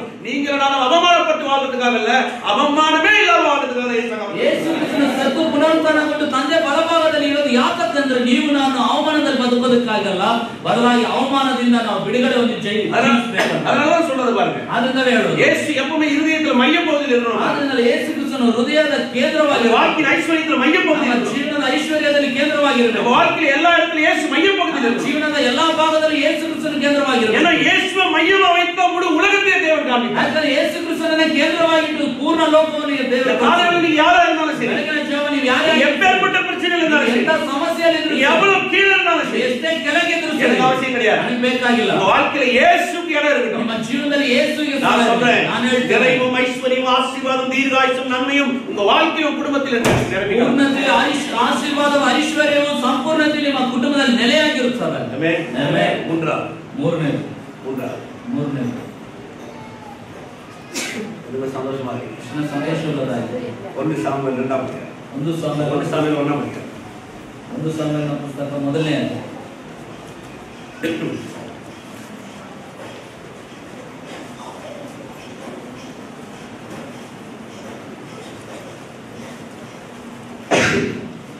எல்லாருக்கும் தெரியும் அன்னாளுடைய கதையை பத்தி. ಎಲ್ಲರಿಗೂ ಗೊತ್ತಿದೆ ಅನ್ನಲ ಒಂದು ಕಥೆ. அன்னாளுடைய புருஷன் பேர் எல்கானா. ಅನ್ನಲ ಗಂಡನ ಹೆಸರು ಎಲ್ಕಾನನ್. அன்னால முதல்ல கல்யாணம் பண்றான். ಅನ್ನಲನೇ ಮೊದಲು ಮದುವೆ ಆದ. குழந்தை பிறக்கல. ಮಗು ಹುಟ್ಟಲಿಲ್ಲ. உடனே இன்னொரு கல்யாணம் பண்ணினான். ನಂತರ ಇನ್ನೊಬ್ಬರನ್ನ ಮದುವೆ ಆದ. கல்யாணம் பண்ணா அவளுக்கு குழந்தையா பிறகுது. ಆಕೆ ಮಗು ಮಕ್ಕಳಾಗಿ ಹುಟ್ಟುತ್ತಾ ಇದ್ದ. அவ பேர் பெனினா. ಆಕೆ ಹೆಸರು ಪೆನಿನಲ್. குழந்தை பிறந்த உடனே ಮಗು ಹುಟ್ಟಿದ ತಕ್ಷಣ இவளை அவர் ரொம்ப அற்புதமா இருக்கிறா. ಈಗೇನು ಬಹಳ ಅಲ್ಪವಾಗಿ ரொம்ப கஷ்டப்படுறா. ಬಹಳ ಕಷ್ಟಪಡಿಸ್ತಾರೆ. அன்னாள் என்ற வார்த்தைக்கு தேவ கிருபைன்னு அர்த்தம். ಅನ್ನಲು ಅನ್ನೋ ಪದದ ಹೆಸರು ದೇವರ ಕೃಪೆ. அன்னாள் சொன்னாவே தேவ கிருபைன்னு அர்த்தம். ಅನ್ನಲು ಅಂತ ಹೇಳಿದ್ರೆ ದೇವರ ಕೃಪೆ. கடைசியில வருஷத்துக்கு தவறாம இவர் தேவாலயத்துக்கு பலி செலுத்துவார். ವರ್ಷಕ್ಕೆ ತಪ್ಪದೆ ಪ್ರತಿ ವರ್ಷ ಹೋಗಿ ದೇವಾಲಯದಲ್ಲಿ ಯಜ್ಞವನ್ನು ಅರ್ಪಿಸ್ತಿದ್ರು. அப்போ அங்க ரொம்ப கஷ்டமான ஒரு சூழ்நிலை, பிள்ளைகளோட கூட பெண்ணால் இருப்பா, எல்கானா இருப்பா, அன்னாள் மட்டும் தனியா இருப்பா பாருங்க. ಅಲ್ಲಿ ಮಕ್ಕಳು ಇರ್ತಾರೆ, ಪೆನಿನಲ್ ಇರ್ತಾರೆ, ಎಲ್ಕಾನ್ ಇರ್ತಾನೆ, ಅನ್ನಲು ಮಾತ್ರ ಪ್ರತ್ಯೇಕವಾಗಿರ್ತಾಳೆ. அவ ரொம்ப கவலைப்பட்டு இருக்கிறா. ಹೀಗೆ ಬಹಳ ಚಿಂತಿಸ್ತಾ ಇದ್ದಾರೆ. ஆலயத்துல போய் உட்கார்ந்து அவ அழ ஆரம்பிக்கிறான். ಆಲಯದಲ್ಲಿ ಕುಳಿತು ಅಳ್ಳಿಕ್ಕೆ ಪ್ರಾರಂಭಿಸ್ತಾಳೆ. அப்போ வந்து அவன் புருஷன் பேசுறான். ಆಗ ಬಂದು அவள் புருஷனாகி எல்கானா அவளை பார்த்து, அன்னாளே ஏன் அழுகிறாய், ஏன் சாப்பிடாது இருக்கிறாய், ஏன் சஞ்சலப்படுகிறாய், 10 குமாரை பார்த்து நான் உனக்கு அதிகம் அல்லவா? ಆಗ ಆಕೆ ಗಂಡನಾದ 8ನೇ ವಾಕ್ಯ. ಆಗ ಆಕೆ ಗಂಡನಾದ ಎಲ್ಕಾನನು ಆಕೆಗೆ, ಅನ್ನ ಏಕೆ ಅಳುತ್ತಿ, ಉನ್ನದಿರುವುದಕ್ಕೇನು ಕಾರಣ, ನೀನು ವ್ಯಸನ ಪಡುವುದಕ್ಕೆ ನಾನು ನಿನಗೆ 10 ಮಂದಿ ಮಕ್ಕಳಿಗಿಂತ ಹೆಚ್ಚಾಗಿದ್ದೇನಲ್ಲ ಅಂದನು. அவளை நல்லா வச்சிருக்கான் எல்கானா. ನೋಡಿ ಎಲ್ಕಾನನ್ ಚೆನ್ನಾಗಿ ಇಟ್ಟಿದ್ದ. அவளை அன்பா தான் இருக்கிறான். ಆಕೆ ಮೇಲೆ ಪ್ರೀತಿಯಿಂದ ಇದ್ದಾನೆ. அவளுக்கு நட்டத்திலே பங்கு கொடுக்குறான். ಆಕೆಗೆ 2ರಷ್ಟು ಒಂದು ಭಾಗವನ್ನು அவன் சொன்னான், 10 குழந்தை மாதிரி நான் இல்லையா அவனுக்கு? ಅವನು ಹೇಳ್ತಾನೆ, 10 ಮಕ್ಕಳಿಗಿಂತ ನಾನು ಹೆಚ್ಚಾಗಿ கவலைப்படுறேன், நீ வேதனைப்படுறேன். அவன் வந்து நல்லாதான் பாத்துக்கிறான். ನೋಡಿ ಅವನು ಚೆನ್ನಾಗಿ ನೋಡ್ಕೊಂಡಿದ್ದಾನೆ. ஆனா அன்னாளுடைய துக்கத்தையோ மனக்லேசத்தையோ அவளுக்குள்ள இருக்கிற துயரத்தை அவனால் நீக்க முடியும். ಅನ್ನಲ ಒಂದು ವೇದನೆಯನ್ನು ಮನವ್ಯತೆಯನ್ನು ನೀಗಿಸಲಿಕ್ಕೆ ಅವನಿಂದ ಆಗಲಿಲ್ಲ. வாழ்க்கையில சிலர் உங்களை நல்லா பாத்துக்கலாம். ಜೀವನದಲ್ಲಿ ನಿಮ್ಮನ್ನು ಕೆಲವು ಚೆನ್ನಾಗಿ ನೋಡ್ಕೊಳ್ಳಿ, நல்லா பணம் கொடுக்கலாம், நல்லா வச்சுக்கலாம், ಚೆನ್ನಾಗಿಟ್ಟಿರುವ வாழ்க்கைக்கு தேவையானது எல்லாம் தரலாம். ನಿಮ್ಮ ಜೀವನಕ್ಕೆ ಬೇಕಾದ ಎಲ್ಲವನ್ನೂ ಕೊಡಬಹುದು. ஆனா உங்க மனதுக்குள்ளாக இருக்கிற அந்த ஆசீர்வாதம், உங்க மனதுக்குள்ளாக இருக்கிற நிறைவை யாராலையுமே தர முடியாது. ஏன்? எந்த எல்கானாலையும் தர முடியாது. ನಿಮ್ಮ ಮನಸ್ಸಿನಲ್ಲಿರುವ ಆಶೀರ್ವಾದ, ನಿಮ್ಮ ಮನಸ್ಸಿನಲ್ಲಿರುವ ಸಂಪೂರ್ಣತೆಯನ್ನು ಯಾರಿಂದಲೂ ಕೊಡ್ಲಿಕ್ಕೆ ಆಗುದಿಲ್ಲ. ಯಾಕೆ? ನಿಮ್ಮ ಎಲ್ಕಾನನ್ನು ಸಹ ಕೊಡ್ಲಿಕ್ಕೆ ಆಗುದಿಲ್ಲ, யாராலையும் முடியாது, ಯಾರಿಂದಲೂ ಆಗುದಿಲ್ಲ. அது ஒரே ஒருவரால மாತ್ರ முடியும். ಒಬ್ಬಾತನಿಂದ ಮಾತ್ರವೇ ಸಾಧ್ಯ. சிருஷ்டித்தவர் ஒருவரால மாತ್ರ ಸೃಷ್ಟಿಸಿದವನ ಒಬ್ಬಾತನಿಂದಲೇ ಆಗುವುದು. அதனாலதான் பாருங்க, தேவன் வந்து அந்த வார்த்தை சொல்லும், இருதயத்தை எனக்கு காண்கிறார். ಆದ್ರಿಂದ ದೇವರ ಮಾತನಾಡಿದ ನಿನ್ನ ಹೃದಯವನ್ನು ನನಗೆ ಕೊಡು. அவர் எதையும் எதிர்பார்க்கறதில்ல, ಬೇರೆ ಯಾವುದೂ இருதயத்தை எனக்கு தா. ನಿನ್ನ ಹೃದಯವನ್ನು ನನಗೆ ಕೊಡು.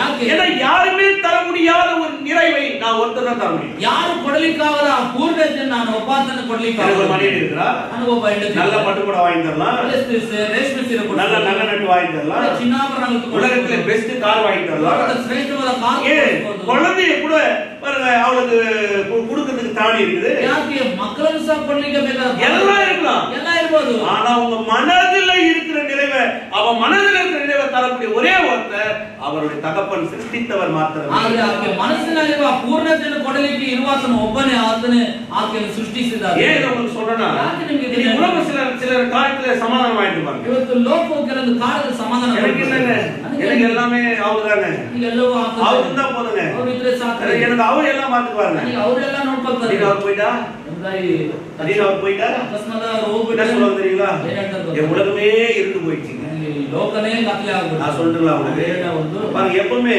மனிதனுடைய ஆதாரம் சரியா இல்லைன்னா வாழ்க்கையில இருள் இருக்கும். ಯಾವಾಗಲೂ ಮನುಷ್ಯನ ಆಧಾರ ಸರಿಯಾಗಿ ಇಲ್ದಿದ್ರೆ ಜೀವನದಲ್ಲಿ ಕತ್ತಲೆ ಇರುತ್ತೆ. மனிதனுடைய ஆதாரமா இயேசு இருந்தானா வாழ்க்கையில எப்பவுமே வெளிச்சம் இருக்கும். ಮನುಷ್ಯನ ಜೀವಿತವಾಗಿ ಯೇಸು ಕ್ರಿಸ್ತನಿದ್ರೆ ಅವನ யாரை விட்டு போனாலும், ಯಾರೇ ನಮ್ಮನ್ನು ಬಿಟ್ಟು, யாரை நம்மள கைவிட்டாலும், ಯಾರೇ ನಮ್ಮನ್ನು ಕೈ ಬಿಟ್ಟರು, ஒரே ஒருத்தர் சொல்றார் எபிரேயர் 13ஆம் அதிகாரத்துல, ಎಬ್ರಿಯರಿಗೆ ಬರೆದ ಪತ್ರಿಕೆ 13ನೇ கர்த்தர் எனக்கு சகாய, ಕರ್ತನ ಸಹಾಯ, அவர் என்னை விட்டு விலகுவதும் இல்லை, அவர் என்னை கைவிடுவதும் இல்லை, ಆತನನ್ನು ಬಿಟ್ಟು ಅಗಲುವುದಿಲ್ಲ, ಆತನನ್ನು ಕೈ ಬಿಡುವುದಿಲ್ಲ என்று அவர் சொல்லி இருக்கிறாரே. ಎಂಬುದಾಗಿ ಆತನು ಹೇಳಿದ. நான் தைரியம் கொண்டு சொல்லலாம், ನಾನು ಧೈರ್ಯವಾಗಿ ಹೇಳ್ಬೋದು, கர்த்தர் எனக்கு சகாய. ಕರ್ತನ ಸಹಾಯಕನು. ஆமென். சில ஆதாரங்கள் மாறும்போது தான் வாழ்க்கையில துயரமும் சஞ்சலமும் நம்மள வாட்டி வதக்குது. ಕೆಲವೊಂದು ಆಧಾರಗಳು ಅಗಲುವಾಗ ನಮ್ಮಲ್ಲಿ ಸಂಚಲತೆ ವೇದನೆ ಉಂಟಾಗ್ತದೆ. நம்ம வாழ்க்கையின் ஆதாரம் இயேசுவா இருக்கணும். ನಮ್ಮ ಜೀವನದ ಆಧಾರ ಯೇಸುವಾಗಿರಬೇಕು. இவ அழுகுறா, ಅದಕ್ಕೆ ಅಳ್ತಾಳೆ. அழுத உடனே ಅತ್ತ ತಕ್ಷಣ அவன் மனதில் இருக்கிறதெல்லாம் தேவன்கிட்ட பேசுறா. ಆಕೆ ಮನಸ್ಸಿನಲ್ಲಿ ಇರೋದನ್ನೆಲ್ಲ ದೇವರು வேதம் சொல்லுது அவள் இருதயத்தில் பேசினாள். ವಾಕ್ಯ ಹೇಳ್ತದೆ ಆಕೆ ಹೃದಯದಿಂದ நீங்க ಮಾತಾಡಿದಳು. போய் வாசித்து பாருங்க. ಮನೆಯಲ್ಲಿ ಹೋಗೋ அவள் உதடுகள், அவள் சத்தமோ கேட்கப்படவில்லை, அவள் உதடுகள் அசைந்தது. ಆಕೆ ಶಬ್ದ ಕೇಳಲ್ಪಡಲಿಲ್ಲ, ಆದ್ರೆ ಆಕೆ ತುಟಿ ಅಲ್ಲಾಡಿದಳು. ஆனால் இருதயத்தில் பேசினாள். ಅಣ್ಣಾಳು ಹೃದಯದಿಂದ ಮಾತಾಡಿದಳು. அடுத்து ஒரு பிள்ளை பிறகுறான். ನಂತರ ಒಬ್ಬ ಮಗ ಹುಡ್ತಾನೆ. யாரு? எல்லாருக்கும் தெரியும். யாருங்க? ಯಾರು? அதுக்கப்புறம் சாமுவேலுக்கு அப்புறம் பிறந்தான். யாரா சொல்லுங்களா பாக்கலாம். ಸಮುವೇಲ್ ನಂತರ ಹುಟ್ಟಿದ್ರು ಯಾರಾದ್ರೂ ಹೇಳಿ. சாமுவேலுடைய பிரதர்ஸ் பேர் யாராவது சொல்லுங்க. ಸಮುವೇಲನ ಸಹೋದರರ ಹೆಸರು ಯಾರಾದ್ರೂ ಹೇಳಿ. யாருக்கும் மனதிலே வராது. ಯಾರಿಗೂ ಮನಸ್ಸಿನಲ್ಲಿ ஏன் தெரியுங்களா? ಗೊತ್ತಾ? வாக்குத்தத்தம் பண்ணப்பட்ட பெயர்கள் மாத்திரம் தான் நம்ம வாழ்க்கையில உயர்வாரு. ವಾಗ್ದಾನ ಮಾಡಲ್ಪಟ್ಟಂತ ಹೆಸರುಗಳು ಮಾತ್ರ ನಮ್ಮ ಜೀವನದಲ್ಲಿ ಶ್ರೇಷ್ಠ. ஏன்னா இந்த வாக்குத்தத்தம் பண்ணப்பட்ட பெயர்கள்லாம் கிறிஸ்துவனுடைய டைப்பாலஜி. ವಾಗ್ದಾನ ಮಾಡಲ್ಪಟ್ಟ ಹೆಸರುಗಳೇ ಯೇಸು ಕ್ರಿಸ್ತನ ವಂಶಾವಳಿ. அதுக்கப்புறம் 6 பிள்ளைகள் பெற்றா. ನಂತರ ಆಕೆ 6 ಮಕ್ಕಳನ್ನ ஆனா யாருக்கும் அது தெரியல. ಅದು ಯಾರಿಗೂ ಗೊತ್ತಿಲ್ಲ. ஆனா ஒண்ணு மட்டும் எல்லாருக்கும் தெரியும். ಒಂದು ಮಾತ್ರ ಎಲ್ಲರಿಗೂ ಗೊತ್ತು. சாமுவேல். பாருங்க, சாமுவேல் பெற்றா. ಸಮುವೇಲನೇ ಅಂತಲ್ಲ. அவ அதுக்கப்புறம் பேசுற வார்த்தைகளை பாருங்க. ನಂತರ ಆಕೆ ಮಾತಾಡುವ ಮಾತುಗಳು அந்த வார்த்தைகள் ஒவ்வொன்றும் எப்படி இருக்குன்னு தெரியுங்க. ಪ್ರತಿಯೊಂದು ಮಾತು ಹೇಗಿರ್ತದೆ? 2வது வசனம், 2ஆம் அதிகாரம் 1வது வசனம். 2ನೇ ಅಧ್ಯಾಯದ ಮೊದಲನೇ ವಾಕ್ಯ. அன்னால் ஜெபம் பண்ணி என் இருதயம், நான் மீண்டும் வந்த பாருங்க நேரது, என் இருதயம் கர்த்தருக்குள் களி கூறுகிறது, என் கொம்பு கர்த்தருக்குள் உயர்ந்திருக்கிறது, என் பகைஞரின் மேல் என் வாய் திறந்திருக்கிறது, உம்முடைய ரட்சிப்பினால் ಸಂತೋಷಪಡುகிறேன். ಅನ್ನದ ವಿಜ್ಞಾಪನೆ, ನನ್ನ ಹೃದಯವು ಯೆಹೋವನಲ್ಲಿ ಉಲ್ಲಾಸಿಸುತ್ತದೆ, ನನ್ನ ಕೊಂಬು ಯೆಹೋವನಿಂದ ಎತ್ತಲ್ಪಟ್ಟಿದೆ, ಶತ್ರುಗಳ ಮುಂದೆ ನನ್ನ ಬಾಯಿ ತೆರೆದಿರುವುದು, ನಿನ್ನ ರಕ್ಷಣೆಯಲ್ಲಿ ಆನಂದಿಸುತ್ತೇನೆ. கர்த்தரை போல பரிசுத்தவர் இல்லை, உம்மை போல வேறொருவர் இல்லை, எங்கள் தேவனை போல ஒரு கண்மலையும் இல்லை. ಯೆಹೋವನಂತೆ ಪರಿಶುದ್ಧನು ಇಲ್ಲವೇ ಇಲ್ಲ, ನಿನ್ನ ಹೊರತು ದೇವರು ಯಾರು? ನಮ್ಮ ದೇವರೇ அசாமானவாத ஆශ්‍රய துர்கம். இனி மேட்டிமையான பேச்சை பேசாதீர்கள், அகந்தையான பேச்சு உங்கள் வாயிலிருந்து புறப்பட வேண்டாம். கர்த்தர் ஞானமுள்ள தேவன், அவர் செய்கைகள் யதார்த்தம் இல்லாதவா. ಇನ್ನು ಮುಂದೆ ಭೂಮಿಯಿಂದ ನುಡಿಯಬೇಡಿರಿ, ಸೊಕ್ಕಿನ ಮಾತು ನಿಮ್ಮ ಬಾಯಿಂದ ಹೊರಡದಿರಲಿ. ದೇವರಾದ ಯೆಹೋವನು ಸರ್ವಜ್ಞನು, ಆತನು ಮನುಷ್ಯರ ಕ್ರಿಯೆಗಳನ್ನು ತೂಗುವನು. இது பேசா பாத்தீங்களா? ಯಾವ ರೀತಿ ಮಾತಾಡ್ತಾರೆ ನೋಡಿದ್ರೆ, ரட்சனை கொம்பு. ನೀನೇ ರಕ್ಷಣೆ. இந்த சந்தோஷத்தை ஒரு முறையாவது எல்கானா கிட்ட பெற்றிருப்பாளா? ಈ ಸಂತೋಷವನ್ನು ಒಂದು ಸಾರಿ ಆದ್ರೆ ಎಲ್ಕನಿಂದ இந்த ಹೊಂದಿದ್ದ. சந்தோஷத்தை எந்த மனுஷனுக்கிட்டயாவது பெற்றுக்க முடியுமா? ಈ ಸಂತೋಷವನ್ನು ಯಾವುದೇ ಮನುಷ್ಯನಿಂದ ಹೊಂದಿರಬಹುದು. சொல்லா பாருங்க, உங்களுடைய ரட்சனை கொம்பு, ಈ ರಕ್ಷಣೆಯ ಕೊಂಬು உயர்ந்திருக்கிறது, ಉನ್ನತವಾಗಿದೆ, உயர்ந்திருக்கிறது, ಉನ್ನತವಾಗಿದೆ, உயர்ந்திருக்கிறது, ಉನ್ನತವಾಗಿದೆ. பாருங்க, சாமுவேல் பிறகுறாரு. ನೋಡಿ ಸಮುವೇಲ್ ನೋಡ್ತಾನೆ. பிறந்த உடனே ಹುಟ್ಟಿದ ತಕ್ಷಣ சாமுவேல் வரைக்கும் தான் நியாயாதிபதிகள். ಸಮುವೇಲ್ தான் நியாயாதிபதிகள். ಸಮುವೇಲ್ ನಂತರವಾಗಿ ನ್ಯಾಯಸ್ಥಾಪಕರು. நீங்க அதுக்கு முன்னாடி ராஜாக்கள் எங்கேயுமே பார்க்க முடியாது. ಅದಕ್ಕೆ ಮುಂಚಿತವಾಗಿ ರಾಜರು ಎಂಬುದಾಗಿ ನೀವೆಲ್ಲ ನೋಡಿ. நியாயாதிபதிகள் தான் இருந்தாங்க. நியாயம் விசாரிக்கிறதுக்கு அந்த காலத்துல இந்த பஞ்சாயத்து போர்டு பிரசிடென்ட் மாதிரி நல்லா புரியுமா?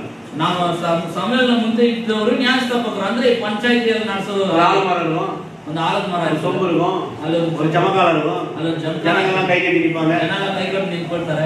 சொன்னா நல்லா இருப்பாங்க. ಅರ್ಥವಾಗ್ತದೆ. நியாயாதிபதிகள்லாம் என்ன பார்த்தாரு? இதெல்லாம் சினிமால பார்த்தா மைண்ட்ல அப்படியே பதிஞ்சு போயிருது. ನ್ಯಾಯಸ್ಥಾಪಕರು ಅಂದ್ರೆ ಅರ್ಥ ಆಗೋದಿಲ್ಲ. ಈ ರೀತಿ ಅಂದ್ರೆ நீ என்ன பண்ண சரி போங்க, இது பஞ்சாயத்துல கட்டுங்க, அதை கட்டுங்க, போங்க நான் சொல்றோம். ನೀನೇನಪ್ಪ ಮಾಡುದು ಸರಿ ಇಷ್ಟ.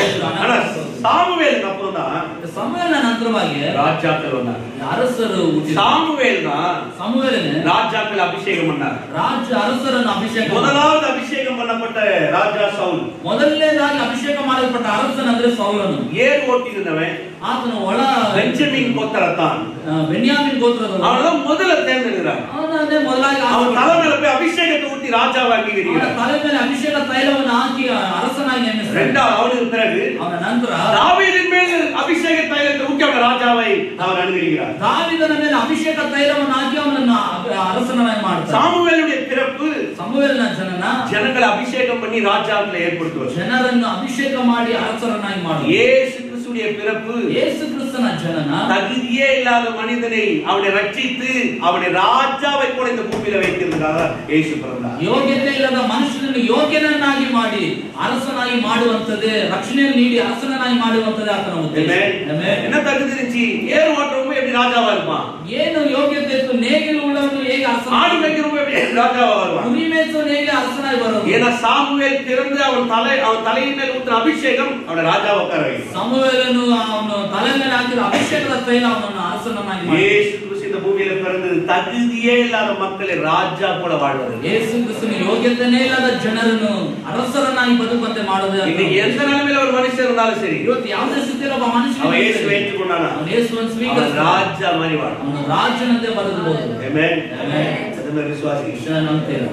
நான் ஒண்ணுமே இல்ல பிரதர். ನನಗೆ ಏನಿಲ್ಲ ಬ್ರದರ್. இயேசு இருக்கிறாரா? ಯೇಸು ಇದ್ದಾನ. பிரதர் படிப்பு இல்ல பிரதர். ನನಗೆ ವಿದ್ಯೆ ಇಲ್ಲ. இயேசு இருக்கிறாரா? ಯೇಸು ಇದ್ದಾನ. பிரதர் பணம் இல்ல பிரதர். ನನ್ನ ಹತ್ರ ಹಣ ಇಲ್ಲ. இயேசு இருக்கிறாரா? ಯೇಸು ಇದ್ದಾನ. பிரதர் என் பின்னணி ரொம்ப மோசம் ಬ್ರದರ್ பிரதர். ನನ್ನ ಹಿನ್ನೆಲೆ ತುಂಬಾ ಮೋಸ. இயேசு இருக்கிறாரா? ಯೇಸು ಇದ್ದಾನ. பிரதர் நான் ரொம்ப கெட்டவன் ಬ್ರದರ್ பிரதர். ನಾನು ತುಂಬಾ ಕೆಟ್ಟವನು. பரவாயில்லை, இயேசு மேல உங்களுக்கு நம்பிக்கை இருக்குதா? ಪರವಾಗಿಲ್ಲ, ಯೇಸು ಮೇಲೆ ನಿನಗೆ ನಂಬಿಕೆ நான் ಇದೆ. சொல்றேன், ನಾನು ಹೇಳ್ತೇನೆ, ராஜா மாதிரி உங்களை வாழ வைக்க ಅರಸನಂತೆ ನೀವು ಬದುಕುವಂತೆ ಮಾಡ್ತಾನೆ. இயேசு ராஜா மாதிரி மனிதனை மாற்றும்படியாக தான் இந்த பூமியில இறங்கி. ಯೇಸು ಮನುಷ್ಯನನ್ನು ಅರಸನಂತೆ ಮಾಡೋದಕ್ಕಾಗಿ ಭೂಮಿಯಲ್ಲಿ ಜನಿಸಿದನು.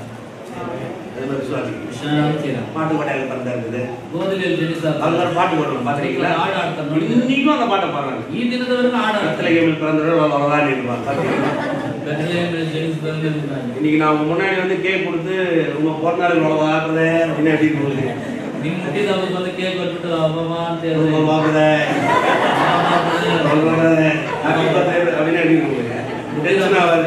ಅಂದ್ರೆ ಟೆನ್ಷನ್ ಆಗಲ್ಲ. இன்னைக்கும் பாத்தீங்கன்னா ಈ ದಿವಸವು ನೋಡುವೆ மக்கள் மனக்கண் அப்படியே எப்படி மங்காய் கிடக்குறாங்க. ಜನರ ಮನೋನೇತ್ರಗಳು ಎಷ್ಟು ಮೊಬ್ಬಾಗಿದೆ. இயேசு பிறந்து குழந்தை இயேசுவே இல்லைங்க அவரு. ಯೇಸು ಹುಟ್ಟಿ ಇನ್ನೂ ಮಗುವಾಗಿ அவர் வளர்ந்து பல வருஷம் ஆகி போச்சு. ಆತನು ಬೆಳೆದು 2000 வருஷம் மேல ஆகி போச்சு. 2000 அவர் பிறந்து வளர்ந்து ಆತನು ಹುಟ್ಟಿ ಬೆಳೆದು நரகத்தை தோற்கடித்து சாத்தானை தோற்கடித்து ನರಕವನ್ನು ಸೋಲಿಸಿ ಸೈತಾನನನ್ನು ಜಯಿಸಿ இப்போ போய் அவர் பிதாவின் வலது பாசத்துல அமர்ந்துகிறார். ತಂದೆ ಬಲಭಾಗದಲ್ಲಿ ಹೋಗಿ ಕುಳಿತಿದ್ದಾರೆ. இன்னைக்கும் பாத்தீங்கன்னா குழந்தை இயேசுன்றாங்க. ಈ ದಿನದವರೆಗೂ ನೋಡಿದ್ರೆ ಬಹಳ ஏங்க ஒரு பாஸ்போர்ட்லயே ಏನ್ರಿ ಪಾಸ್ಪೋರ್ಟ್ ಅಲ್ಲೇ என் பையனுக்கு ஒரு பாஸ்போர்ட் இருக்கு. 5 வயசு ஆயிடுச்சுன்னா அந்த போட்டோ கிழிச்சிட்டு வேற போட்டோ ஒட்ட வேண்டியது. ನನ್ನ ಮಗುವಿಗೆ ಪಾಸ್ಪೋರ್ಟ್ ಇದೆ. 5 ವರ್ಷ ಆದ್ಮೇಲೆ ಆ ಫೋಟೋ ತೆಗೆದಾಗ ಇನ್ನೊಂದು ಫೋಟೋ ಅಂಟಿಸಬೇಕಾಗಿದೆ. வளர்ந்து வளர்ந்து முன்னேறி வாழ்ந்து எங்க இருந்தாரு அவரு? ಬೆಳೆದು ಬೆಳವಣಿಗೆ ಹೊಂದಿ ಈಗ ಆತನು ಎಲ್ಲ ಇದ್ದಾನೆ. ஆனா இன்னைக்கும் பாத்தீங்கன்னா ಈ ದಿವಸ ನೋಡಿದ್ರೆ அதே கோலம் தான். ಅದೇ ಒಂದು ಚಿತ್ರಣ இவரே இருக்கிற மாதிரியே காமிக்கிறாரு. ಶ್ರೇಷ್ಠ ಇರೋ ರೀತಿಯಲ್ಲಿ ತೋರಿಸ್ತಾನೆ. அவர் எங்க இருக்கிறாரு? ಎಲ್ಲಿದ್ದಾನೆ? இன்னைக்கு ராஜாதி ராஜாவா வந்து ಈಗ ರಾಜಾದಿ யூத ராஜசிங்கம் அமர்ந்து கொண்டிருக்கிறார். ಯಹೂದದ அவர் சொல்லாத ஒரு கட்டளை ನುಡಿಯಲಾಗ್ತದೆ ಆಜ್ಞಾಪಿಸಲು மனிதனுடைய வாழ்க்கையில நகைப்பை கொண்டு வரும்படியாக ಮನುಷ್ಯನ ಜೀವನದಲ್ಲಿ ನಗುವಿಗೆ ತರಲಿದ್ದಾನೆ. மனுஷனுடைய வாழ்க்கையில நிந்தை நீக்கும்படியாக ಮನುಷ್ಯನ இருக்கிறார். ಜೀವನದಲ್ಲಿ ಇರುವ ಅವಮಾನವನ್ನು ಪರಿಹರಿಸುವುದಕ್ಕಾಗಿ ಜನಿಸಿದ மனுஷனை ராஜாவை போல மாற்றும்படியாக இருக்கிறார். ಮನುಷ್ಯನನ್ನು ಅರಸನನ್ನಾಗಿ ಬದಲಾಯಿಸುವುದಕ್ಕಾಗಿ ಜನಿಸಿದ இயேசு பிறப்பு மனுகுலத்துக்கு இதெல்லாம் செய்து பாருங்க. ಯೇಸುವಿನ ಜನನ ಮಾನವ ಕುಲಕ್ಕೆ ಇದೆಲ್ಲ ಮಾಡ್ತದೆ. ஆமென். இந்த விசுவாசி ನಂಬ್ತೇವೆ. கடைசியாக ಕೊನೆಯದಾಗಿ இது ரொம்ப முக்கியம். ಬಹಳ ಮುಖ್ಯ. ஏன் இயேசு கன்னி வயிற்றில் பிறந்தார்? ಏಕೆ ಯೇಸು ಒಂದು ಕನ್ಯಾ ಸ್ತ್ರೀಯ ಹೊಟ್ಟೆಯಲ್ಲಿ? ஏன் இயேசுடைய பிறப்பு இவ்வளவு தனிகரையற்றதா இருக்கு? ಯಾಕೆ ಯೇಸು ಕ್ರಿಸ್ತನ ಜನನ ಇಷ್ಟು ಪ್ರತ್ಯೇಕವಾದ ವಿಶೇಷತೆ ಹೊಂದಿದೆ? நான் சொன்னேன் இல்லைங்களா? ಹೇಳಿದ್ನಲ್ಲ, ஏன் மத்தவங்க மாதிரி ஏன் அவர் நம்மளால அங்கே ஏற்றுக்கொள்ள முடியல? ஏன் அவர் தனியா சொல்லணும்? ಯಾಕೆ ಇತರರೊಂದಿಗೆ ಆತನನ್ನು ನಾನು ಸ್ವೀಕರಿಸಲಿಕ್ಕೆ ಆಗುದಿಲ್ಲ? ಪ್ರತ್ಯೇಕವಾಗಿ ವಿಶೇಷತೆ ಯಾಕೆ ಹೊಂದಿದೆ? யாருமே கண்ணின் வயிற்றுல பிறக்கல. ಯಾರು ಕನ್ಯೆಯಲ್ಲಿ ಜನಿಸಲಿಲ್ಲ. ಯಾಕೆ? ಯಾಕೆ? ஏன்னா கண்ணின் வயிற்றுல பிறக்கணும்னா அது ஒருத்தரால மட்டும் தான் முடியும். ஆண் துணை இல்லாம பிறக்கணும். ಕನ್ಯೆಯಲ್ಲಿ ಜನಿಸಬೇಕಾದ್ರೆ ಅದು ಗಂಡನ ಯಾವುದೇ ಸಹಾಯ ಇಲ್ಲದೆ ಜನಿಸಬೇಕು. ஏன்னா யோசேப்புடைய துணை வந்துட்டா அது பாவ வித்து இருக்கு பாருங்க. ಯೋಸೇಫನ ಸಹಾಯ ಬಂದ್ಬಿಟ್ರೆ ಅದು ಪಾಪದ ಒಂದು ಬೀಜ ಇದೆ. ஒரு கன்னி ஒரு பெண் கருத்தரிக்கும் போது, சாதாரண ஒரு பெண் கருத்தரிக்கும் போது ಒಂದು ಹೆಣ್ಣು ಗರ್ಭ ಧರಿಸುವಾಗ ஒரு பெண்ணுடைய ரத்தம், ஒரு சொட்டு ரத்தம் கூட அந்த குழந்தைக்குள்ள போறது கிடையாது. ಒಂದು ಹೆಣ್ಣಿನ ಒಂದು ಹನಿ ರಕ್ತವೂ ಆ ಮಗುವಿನೊಳಗೆ ಹೋಗೋದಿಲ್ಲ. அது மேல தெரியும். ವಿಷಯ ಗೊತ್ತಿದೆ. உண்மை. ஒரு பெண்ணுடைய ரத்தம் கொலை, அதனாலதான் சொல்லுவாங்க பாருங்க, கருத்தரிச்சு நல்லா சாப்பிட்டு நல்லா சாப்பிடுவாங்க. புரோட்டீன், விட்டமின், நல்ல சத்துள்ள காரியங்களும் குழந்தைக்கு போக வேண்டியது. புரோட்டீன், விட்டமின் அந்த சத்துள்ள அந்த காரியம் ஒரு பெண்ணுடைய ரத்தம் அந்த குழந்தைக்குள்ள போறது இல்லை. ಆದ್ರೆ ಒಂದು ಮಗು ಹೆಣ್ಣಿನ ರಕ್ತ ಮಗುವಿಗೆ ಹೋಗೋದಿಲ್ಲ. இது வரலாறு ரீதியாகவே நிரூபிக்கப்பட்ட உண்மை. ஏன் சயின்ஸே இருக்குது உண்மை. ಚರಿತ್ರೆಯಿಂದ ನಿರೂಪಿಸಲ್ಪಡೋದು ಮಾತ್ರವಲ್ಲ, ಇದು ವೈಜ್ಞಾನಿಕವಾಗಿ ನಿರೂಪಿಸಲ್ಪಟ್ಟಿದೆ. பாருங்க 19ஆம் நூற்றாண்டில் 19ನೇ ಶತಮಾನದಲ್ಲಿ 1900 வருடத்துல இத முதல் கண்டுபிடிச்ச ஒரு யூதன். 1900 1900ರಲ್ಲಿ அவர் பேர் வந்து கார்ல் லாண்ட் ஸ்டீனர். ಅವರ ಹೆಸರು கார்ல் லாண்ட் ஸ்டீனர். அவர் தான் முதல்ல கண்டுபிடிச்சார். மனுஷனுக்கு பிளட் குரூப் இருக்குன்னு அவர் கண்டுபிடிச்சார். ಮನುಷ್ಯನಿಗೆ ರಕ್ತ ಗುಂಪಿರೋದು ಆತನೇ A B O அப்புறம் AB ಮತ್ತೆ AB எப்படி கண்டுபிடிச்சாருன்னா, அப்பெல்லாம் மிலிட்டரியில வந்து பாத்தீங்கன்னா இந்த அடிபட்டு காயப்பட்டு வரும்போது ரத்தம் செலுத்துவாங்க. ಈ ಮಿಲಿಟರಿಯಲ್ಲಿ ಗಾಯ ಹೊಂದಿ ಬಂದ್ರೆ ರಕ್ತ ಕೊಡ್ತಿದ್ರು. அப்போ அந்த ரத்தம் செலுத்தின உடனே அந்த ஜனங்க செத்து போயிடுவாங்க. ರಕ್ತ ಕೊಟ್ಟ ತಕ್ಷಣ ಜನರು ತೀರಿ ಹೋಗ್ತಿದ್ರು. அந்த ரத்தம் வந்து எதுக்குமே சேராது. ಆ ರಕ್ತ ಯಾರು ಸರಿ ಒಂದು ಕೊಡಲ್ಲ. அது கண்டுபிடிக்கவே நிறைய பேர் முடியல. ரத்தம் கொடுத்தே செத்து போயிடுவாங்க. கண்டுபிடிக்க ಆಗಿಲ್ಲ, ರಕ್ತ ಕೊಟ್ಟಿದ್ದ செத்து ಹೋಗ್ತಿದ್ರು. அதுக்கு பின்னதாக பாத்தீங்கன்னா உடம்பு ஏதாவது சரியில்லாத போச்சுன்னா நரம்பு அறுத்து விட்டுருவாங்க. ನಂತರ ಶರೀರನ ಸರಿಯಾಗಿ ಇಲ್ಲದೆ ಹೋದ್ರೆ ನರವನ್ನು ಕಡಿದು ಬಿಡುತ್ತೆ. நரம்பு அறுத்து விட்டோடனே ரத்தம் வெளியேறிடும். ನರವನ್ನು ಕಡಿದಿದ್ರೆ ರಕ್ತ ಹೊರಗೆ ಬರುತ್ತೆ. அதனால நம்முடைய சிக்னஸ் எல்லாம் வெளியே போயிடும் அப்படின்னு நினைச்சாங்க. ಅದರಿಂದ ನಮ್ಮ ರೋಗಾಣುಗಳೆಲ್ಲ ಹೊರಗೆ ಬಂದ್ಬಿಡ್ತದೆ ಎಂಬುದು. அமெரிக்கன் பிரசிடென்ட் ஜார்ஜ் வாஷிங்டன் முதல்ல அவர் சிக்கா இருக்கும்போது அவர் மரிச்சதுக்கு ஏதோ ஒரு காரணம்ன்றாங்க. அவர் ஏதோ ஒரு வியாதியில சிக்கா இருக்கும்போது அவர் நரம்பை அறுத்து விட்டுருந்தாங்க. ಅಮೆರಿಕದ ಪ್ರೆಸಿಡೆಂಟ್ ಜಾರ್ಜ್ ವಾಷಿಂಗ್ಟನ್ ಸಹ ಅವರು ಅನಾರೋಗ್ಯದಿಂದ ಇರುವಾಗ ಆ ರೀತಿ ಮಾಡಿದ್ರಿಂದ ಒಂದ್ವೇಳೆ ಆ ರೀತಿ ತೀರೋಗಿರ್ಬೋದು ಅಂತ ನೆನೆಸ್ತಾರೆ. கடைசியில அவர் எப்பவும் பைபிள் படிக்கிற பழக்கம் இருந்துச்சு. ಯಾವಾಗ ಸತ್ಯವೇದ ಓದೋ ಒಂದು ಅಭ್ಯಾಸ. உண்மை. ನಿಜ. அவர் இறந்து கை கீழே தொங்கி இருந்துச்சா. ಅವರು ಸತ್ತು ಕೈ ನೇತಾಡ್ತಿದ್ರು. அந்த ரத்த துளி வந்து பைபிள் விழுந்துருச்சா பாருங்க. ಆ ರಕ್ತದ ಹನಿಗಳೆಲ್ಲ ಸತ್ಯವೇದ ಮೇಲೆ ಬಿದ್ದಿದೆ. எக்ஸோடஸ் சாப்டர் 17 verse 14 யாத்ராகமம் 17ஆம் அதிகாரம் 14ஆம் வசனத்தை வாசித்தீங்கன்னா விமோಚನ ಕಂಡ 17ನೇ 14ನೇ ವಾಕ್ಯ ಓದಿದ್ರೆ ரத்தத்துல உயிர் இருக்கிறது என்கிற அந்த வாக்கியத்து மேலே அந்த வாக்கிய பக்கத்துல ரத்தம் விழுந்துருச்சா பாருங்க. ರಕ್ತದಲ್ಲಿ ಜೀವ ಇದೆ ಅನ್ನೋ ಪ್ರಾಂತದಲ್ಲಿ ಆ ರಕ್ತದ ಹನಿ ಬೀಳುತ್ತಿತ್ತು. இது உண்மை. ಇದೇ ನಿಜ. பாருங்க இந்த ரத்தம் வந்து பிரிவினை, ரத்தத்துல பிரிவினை இருக்குன்றத கண்டுபிடிக்கிறதுக்கு 1900 ஆயிடுச்சு. ರಕ್ತದಲ್ಲಿ ವಿಭಾಗಗಳಿದೆ ಅನ್ನೋದು ಕಂಡುಹಿಡಿಯಲಿಕ್ಕೆ 1900 ವರ್ಷಗಳ ಹತ್ರ ಹಿಡಿತು ನೋಡಿ. அவ்வளவு காலம் ஆயிடுச்சு. ಇಷ್ಟು ಕಾಲ ಇದೆ. இப்போ ஒரு ஆணுடைய வித்துல தான் அந்த ரத்தம் இருக்குது. அதனாலதான் கருத்தரிக்கும் பொழுது அது ஆணுடைய வித்து மிக அவசியமா தேவைப்படுது. ಆದ್ರಿಂದಲೇ ಒಬ್ಬ ಪುರುಷನ ಸಂತಾನದಲ್ಲಿ ರಕ್ತ ಇರೋದು. ಆದ್ರಿಂದಲೇ ಒಬ್ಬ ಗರ್ಭ ಧರಿಸಲ್ಪಡುವಾಗ ಪುರುಷನ ಸಂತಾನ ಅನ್ನೋದು ಬಹಳ இந்த உலகத்துல ஆண் துணை இல்லாம பிறந்தது ஒருத்தர் கிடையாது. ಈ ಪುರುಷನ ಸಹವಾಸದಲ್ಲಿ ಲೋಕದಲ್ಲಿ ಜನಿಸಿದವರು ಯಾರೊಬ್ರು ಇಲ್ಲ. ஒரே ஒருத்தர் தான். ಒಬ್ಬಾತನು ಮಾತ್ರ. ஒரೇ ஒருத்தர் தான். ಒಬ್ಬನು ಮಾತ್ರ. ஒரே ஒருத்தர் தான். ಒಬ್ಬನು ಮಾತ್ರ. அவர்தான் இயேசு. ಆತನೇ ಯೇಸು. எதை ஒத்துக்கிறீங்க?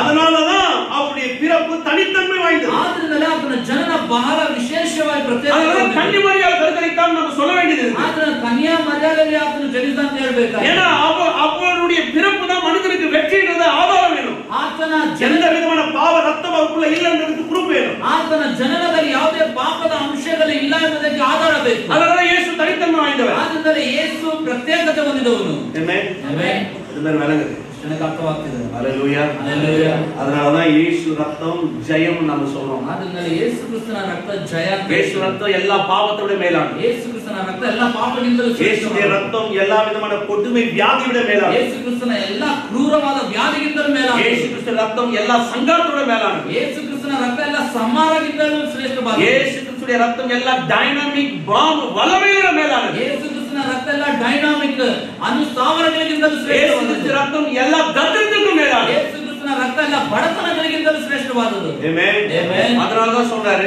ಅದನ್ನೆಲ್ಲ ಹೇಳ್ತಾನೆ, நான் விலையேறப்பட்ட பாவமே இல்லாத என் ரத்தத்தை கொடுத்து உன்னை நான் இந்த உலகத்துல ஜெனிப்பித்தேன். ನಾನು ಅತಿ ಶ್ರೇಷ್ಠಕರವಾದ ನನ್ನ ರಕ್ತ, ಪಾಪವೇ ಇಲ್ಲದ ರಕ್ತವನ್ನು ಕೊಟ್ಟು ನಾನು ನಿನ್ನನ್ನು ಪಡೆದಿದ್ದೇನೆ. கிறிஸ்துவ உடையவன் ஜீவன் உடையவன். ಕ್ರಿಸ್ತನ್ ಉಳ್ಳವನು, ಜೀವ ಉಳ್ಳವನು. கிறிஸ்துவின் ரத்தத்தை ஒருத்த விசுவாசி ஏற்றுக்கொள்ளும் பொழுது கிறிஸ்துவின் ஜீவன் அவனுக்குள்ள ஆபரேட் ஆகும். ಕ್ರಿಸ್ತನ ರಕ್ತವನ್ನು ವಿಶ್ವಾಸಿಸಿ ಒಬ್ಬನು ತೆಗೆದುಕೊಳ್ಳುವಾಗ ಕ್ರಿಸ್ತನ ಜೀವ ಅವನೊಳಗೆ ಕ್ರಿಯೆ அவன் ಮಾಡುತ್ತದೆ. எவ்வளவு பாவியா இருந்தாலும் சரி, ಅವನು ಎಷ್ಟೇ ಪಾಪಿ அவன் கிறிஸ்துவை விசுவாசிக்கும் பொழுது ಕ್ರಿಸ್ತನನ್ನು அந்த ವಿಶ್ವಾಸ பாவத்தின் கொடூரத்தை விட அவருடைய ரத்தத்தின் வல்லமை அவனை பரிசுத்தப்படுத்தி ಅವನ ಪಾಪದ ಕ್ರೂರತೆಗಿಂತ ಖಂಡಿತವಾಗಿ ಆತನ ರಕ್ತದ ಶಕ್ತಿ ಅವನನ್ನು ಪರಿಶುದ್ಧಗೊಳಿಸಿ ತೋರಿಸುತ್ತದೆ. அதனாலதான் இயேசு கிறிஸ்துவின் பிறப்பு இந்த உலகத்துல சொல்லப்படுகிறது. ಆದ್ದರಿಂದ ಯೇಸು ಕ್ರಿಸ್ತನ ಜನನ ಈ ಲೋಕಕ್ಕೆ ಸಾರೋಣವಾಗ್ತಿದೆ. ಯೇಸು கிறிஸ்துவின் பிறப்பு இவ்வளவு ஆழமானது. ಯೇಸು ಕ್ರಿಸ್ತನ ಜನನ ಅನ್ನೋದು ಎಷ್ಟು ಆಳವಾಗಿದೆ ನೋಡಿ. ಇದು ವಿಶ್ವಾಸಿ ಅಂತೀರಾ? சில சொல்லுவாங்க ಕೆಲವೊಬ್ರು ಹೇಳ್ತಾರೆ ನಾವು ಕ್ರಿಸ್ಮಸ್ ಕೊಂಡಾಡ್ತಾರೆ, ನಾವು ಕ್ರಿಸ್ಮಸ್ ಆಚರಿಸೋದಿಲ್ಲ. ನಾವು ಬೈಬಲ್ ரொம்ப நம்புறோம். ಸತ್ಯವೇದವನ್ನು ತುಂಬಾ ನಂಬ್ತೀವಿ. டிசம்பர் 25 அது இல்ல, ಡಿಸೆಂಬರ್ 25 ಸತ್ಯವೇದದಲ್ಲಿ சொன்னா ನಾವು ಕೊಂಡಾಡ್றோம். ದೇವತೆ ಹೇಳಿದ್ರೆ ನಾವು ಆಚರಿಸ್ತೇವೆ. சரி இல்ல ಬಿಟ್ಬಿಡುங்க, ಬಿಟ್ಬಿಡಿ. பிறந்தாரா இல்லையா? ಹುಟ್ಟಿದ್ನಾ ಇಲ್ವಾ? பிறந்தாரா இல்லையா? ಹುಟ್ಟಿದಾರಾ ಇಲ್ವಾ? அது விசுவாசி. ಎಷ್ಟು ನಂಬ್ತೀರಾ? அதனாலதாங்க காலையில எழுந்து இவ்வளவு தூரம் வந்து உட்கார்றோம். ಆದ್ದರಿಂದ ಬೆಳಗ್ಗೆ ಎದ್ದು ಇಷ್ಟು ದೂರ ಬಂದು அவர் என் வாழ்க்கையில மேன்மண்டத காமிக்குதான் ಅಂತ ನನ್ನ ಜೀವನದ ಶ್ರೇಷ್ಠತೆಯನ್ನು ತೋರಿಸಲಿಕ್ಕೆ ಬಂದಿದ್ದಾರೆ. இத கொண்டாடணுமான்னு கிடையாது, ಆಚರಿಸ್ತವಾ ಇಲ್ವಾ ಅನ್ನೋದಲ್ಲ, இதை ஏன் கொண்டாடணும்ன்றதுதான் முக்கிய பொருள். ಯಾಕೆ ಆಚರಿಸಬೇಕು ಅನ್ನೋದೇ ಸಾರಾಂಶ. இயேசு என்னைக்கு பிறந்தாரு என்னைக்கு பிறக்கலன்றத பத்தி பெரிய பிரச்சனை கிடையாது. ಯಾವಾಗ ಜನಿಸಿದ ಯಾವ ದಿನ ಜನಿಸಲಿಲ್ಲ ಅನ್ನೋದು ಮುಖ್ಯವಲ್ಲ. அறிவில்லாத கிறிஸ்துவை நீ நிறைய பேர் மட்டமா பேசிட்டு இருக்காங்க. ಇಲ್ಲದ ಕ್ರೈಸ್ತರು ಇವತ್ತು ಅನೇಕ ಕೆಲಮಟ್ಟ ಮಾತಾಡ್ತಾರೆ. அப்படிலாம் போவே மாட்டோம். வீட்டுல உட்காந்துட்டு அப்படியே ரொம்ப நல்லா வாழ்ந்துட்டு போறேன், என்ன பெரிய ಮನೆಯಲ್ಲಿ ಕುಂತ್ಕೊ ಚೆನ್ನಾಗಿ ಬದುಕ್ಬಿಡ್ತೀವಿ, ಅದೇ என்ன பெருசா ஆயிட போகுது? ಏನ್ ದೊಡ್ಡದಾಗ கொண்டாடுறதுக்காக இன்னைக்கு நாங்க வந்து அப்படியே எல்லாரும் துக்கமா ஆமாம் அவர் சோகமாகறான், உலகமே சோகமாக நினைக்க போறோம். ಆಚರಿಸಿದ್ರೆ ಅವರು ದುಃಖದಿಂದ ನಾವೆಲ್ಲ ದುಃಖದಿಂದ ಅಂತ ಇರ್ಲಿಕ್ಕೆ முட்டாள்தனத்துக்கு மத்தவங்க பொறுப்பாளிகள். ಇನ್ನ ಬುದ್ಧಿನತೆಗೆ ಇತರರು ಜವಾಬ್ದಾರರಲ್ಲ. நான் இப்போ சொல்றேன், ನಾನು ಈಗಲೂ ಹೇಳ್ತೀನಿ, அவர் 26 தான் பிறந்தாரா 26 பிறந்தாரா 24 மிட்நைட் பிறந்தாரா அதை வச்சு கிடையாது. 25ನೇ ತಾರೀಕು 26 ಜನ 24ನೇ ತಾರೀಕು ರಾತ್ರಿ இயேசு மனுக்குலத்துக்கு நகைப்பு உண்மையான புன்னகை கொடுக்கும்படி ನಿಜವಾದ ಹರ್ಷ ನಗುವಿಕೆ ಕೊಡಲಿಕ್ಕೆ ಭೂಮಿಯಲ್ಲಿ ಜನಿಸಿದ இயேசு கிறிஸ்து மனுக்குலத்தினுடைய அவமானங்களை நீக்கும்படி பூமியில பிறந்தார். ಮಾನವ ಕುಲದ ಅವಮಾನವನ್ನು ಪರಿಹರಿಸುವುದಕ್ಕಾಗಿ இயேசு கிறிஸ்து இந்த பூமியில இருக்கிற ஒவ்வொரு மனிதனும் ராஜாவை போல வாழும்படி இந்த பூமியில பிறந்தார். ಯೇಸು ಕ್ರಿಸ್ತನು ಭೂಮಿಯಲ್ಲಿರುವ ಪ್ರತಿಯೊಬ್ಬ ಮನುಷ್ಯನ ಅರಸನಂತೆ ಬದುಕುವುದಕ್ಕಾಗಿ ಭೂಮಿಯಲ್ಲಿ ಜನಿಸಿದ. அந்த நாளை நாங்கள் அனுசரிக்கிறோம். ಆ ದಿನವನ್ನು ನಾವು ಆಚರಿಸುತ್ತೇವೆ. இயேசு பிறந்ததை கொண்டாடுவோம். ಯೇಸು ಕ್ರಿಸ್ತನ ಜನನವನ್ನು வாய்ந்தவர். ಆತನ ಪ್ರತ್ಯೇಕ அவர் ரத்தத்துல பாவம் இல்லை, ಆತನ ರಕ್ತದಲ್ಲಿ ಪಾಪ ಇಲ್ಲ, பிறப்புல எந்த விதமான பாவத்தின் காரியம் இல்லை, ಆತನ ಜನನದಲ್ಲಿ ಯಾವುದೇ ಪಾಪದ ಅಂಶ ಇಲ್ಲ. இயேசுவை விசுவாசிக்கிற எவனா இருந்தாலும் வாழ்வு பெற முடியும். ಯೇಸು ಕ್ರಿಸ್ತನ ವಿಶ್ವಾಸಿಸುವ ಯಾವನೇ ಆದರೂ ಜೀವವನ್ನು யாரா இருந்தாலும் மேல வர முடியும். ಯಾರೇ ಇದ್ದರೂ ಹೊಂದಿಕೊಳ್ಳಬಹುದು. கர்த்தருக்கு வாழ்க்கை தர வல்லவராக ಕರ್ತನವರಿಗೆ ಜೀವವನ್ನು ಕೊಡಲಿಕ್ಕೆ ಶಕ್ತನಾಗಿದ್ದಾನೆ. நம்ம விசுவாசிக்கிறோம். இதுக்கு பேர் தான் கிறிஸ்மஸ். ಇದಕ್ಕೆ ಹೆಸರೇ ಕ್ರಿಸ್ಮಸ್. Amen amen. ಅದನ್ನ ವಿಶ್ವಾಸಿ ಕೃಷ್ಣನಂತಿರ ಇದು ನಿಜ. அப்படியே உட்கார்ந்தபடியே இருக்கும், எழுந்து நின்னீங்கன்னா கஷ்டமா இருக்கும். ಕುಳಿತುಕೊಂಡು ಹಾಗೆ ಇರೋಣ. ನಾವೆಲ್ಲರೂ ಕಣ್களை ಮೂಡಿ ತಲೆಗಳು ತಾಳ್ತೋಣ. ಎಲ್ಲರೂ ಕಣ್ಗಳು ಮುಚ್ಚಿ ತಲೆಗಳು ತಗ್ಗಿಸಲ್ಪಡೋಣ. ஒரு ஆப்பர்ச்சுனிಟಿ தரேன், ನಿಮಗೊಂದು ಅವಕಾಶ ಕೊಡ್ತೇನೆ. இந்த காலை வேளையில் இயேசுவை ஏற்றுக்காம யாராவது இருக்கீங்க, ಅಂದರೆ ಯೇಸು ಕ್ರಿಸ್ತನನ್ನು ಅಂಗೀಕರಿಸದೆ ಯಾರಾದ್ರೂ ಇಲ್ಲಿ ಇರೋದಾದ್ರೆ கரங்களை உயர்த்தபடி நான் கேட்டுக்கிறேன். ಕೈಗಳು ನಿಂತಿಡಿ. இந்த இயேசுவை ஏற்றுக்கொள்றேன், ಯೇಸುವನ್ನು ನಾನು ಸ್ವೀಕರಿಸ್ತೇನೆ, நம்புறேன், ನಾನು ನಂಬ್ತೇನೆ, நான் விசுவாசிக்கிறேன். ನಾನು ವಿಶ್ವಾಸಿಸ್ತೇನೆ. இயேசு இதுதான் பிறந்தாரா, ಯೇಸು ಇದಕ್ಕಾಗಿ ಜನಿಸಿದ, நான் ஏற்றுக்கொள்றேன். ನಾನು ಅದನ್ನು ಅಂಗೀಕರಿಸಿಕೊಳ್ತೇನೆ. எல்லா கண்களும் மூடி தலைகள் தாழ்த்தப்பட்டு ಎಲ್ಲರ ಕಂಗಳು ಮುಚ್ಚಿ ತಲೆ ಬಗ್ಗಿ கரங்கள் மாத்திரம் உயர்ந்திருக்கு. ಕೈಗಳು ಮಾತ್ರ ಎತ್ತಿರ್ತಾರೆ. பாலிய பிள்ளைகளை கேட்கிறேன், ಯವನ ಮಕ್ಕಳಿಗೆ ಕೇಳ್ತೇನೆ, பெரியவங்களை கேட்கிறேன், ದೊಡ್ಡವರನ್ನ ಕೇಳ್ತೇನೆ. வயசாயிருக்கலாம், ವಯಸ್ಸಾಗಿರ್ಬೋದು, ஆனாலும் கர்த்தருக்கு நீங்க பிள்ளைகளா. ಆದ್ರೂ ನೀವು ಕರ್ತನಿಗೆ ಮಕ್ಕಳೇ. இது வந்து உங்க வாழ்க்கையில எடுக்க வேண்டிய ஒரு முக்கியமான ಇದು தீர்மானம். ನಿಮ್ಮ ಜೀವನದಲ್ಲಿ ತೆಗೆದುಕೊಳ್ಳಬೇಕಾದ ಬಹಳ ಪ್ರಾಮುಖ್ಯವಾದ மனுக்குலத்துல மதத்தை ஸ்தாபிக்கும்படி வரல. ಯೇಸು ಕ್ರಿಸ್ತನು ಮತವನ್ನು ಸ್ಥಾಪಿಸಲಿಕ್ಕಾಗಿ ಭೂಮಿಗೆ இயேசு ಬಂದಿದ್ದ. மனிதனுடைய வாழ்க்கையை புன்னகையாய் மாற்றும்படி வரல. ಯೇಸು ಕ್ರಿಸ್ತನು ಮನುಷ್ಯನ ಜೀವಿತವನ್ನು ಹರ್ಷ ನಗುವಿಕೆ ಮಾಡಿ உங்க வாழ்க்கையில ஒரு வெற்றி உண்டாக்கும்படி வந்தார். ಜೀವನದಲ್ಲಿ ಒಂದು ಯಶಸ್ಸು ಉಂಟಾಗಬೇಕು. வாழ்க்கையில நன்மை செய்யும்படி வந்தார். ಜೀವನದಲ್ಲಿ ಒಂದು ಶುಭವನ್ನು ಉಂಟು ಮಾಡೋದು, வாழ்க்கையில மேன்மை காண்பிக்கும்படி வந்தார். ಜೀವನದಲ್ಲಿ ಒಂದು ಶ್ರೇಷ್ಠತೆ ತೋರಿಸೋದಕ್ಕಾಗಿ ಬಂದ முக்கியமான ஒரு காரியம். ಬಹಳ ಮುಖ್ಯವಾದ ಅಂಶ ನೋಡಿ. ஹalleluya. ಹalleluya. இருக்கிற இடத்திலேயே கரங்களை வைத்து ಇರುವ ಸ್ಥಳದಲ್ಲಿ ನಿಮ್ಮ ಕೈ இந்த பாடலை நான் பாடுவேன். ಯಾಡನ್ನು ಆಡುತ್ತೇನೆ. கரங்களை உயர்த்தப்பட்டிருக்கு, ನಿಮ್ಮ ಕೈ ಎತ್ತಲ್ಪಟ್ಟಿದೆ, உங்க கரங்களை உயர்த்தப்பட்டிருக்கு. ನಿಮ್ಮ ಕೈ ಎತ್ತಲ್ಪಟ್ಟಿದೆ. ஹalleluya.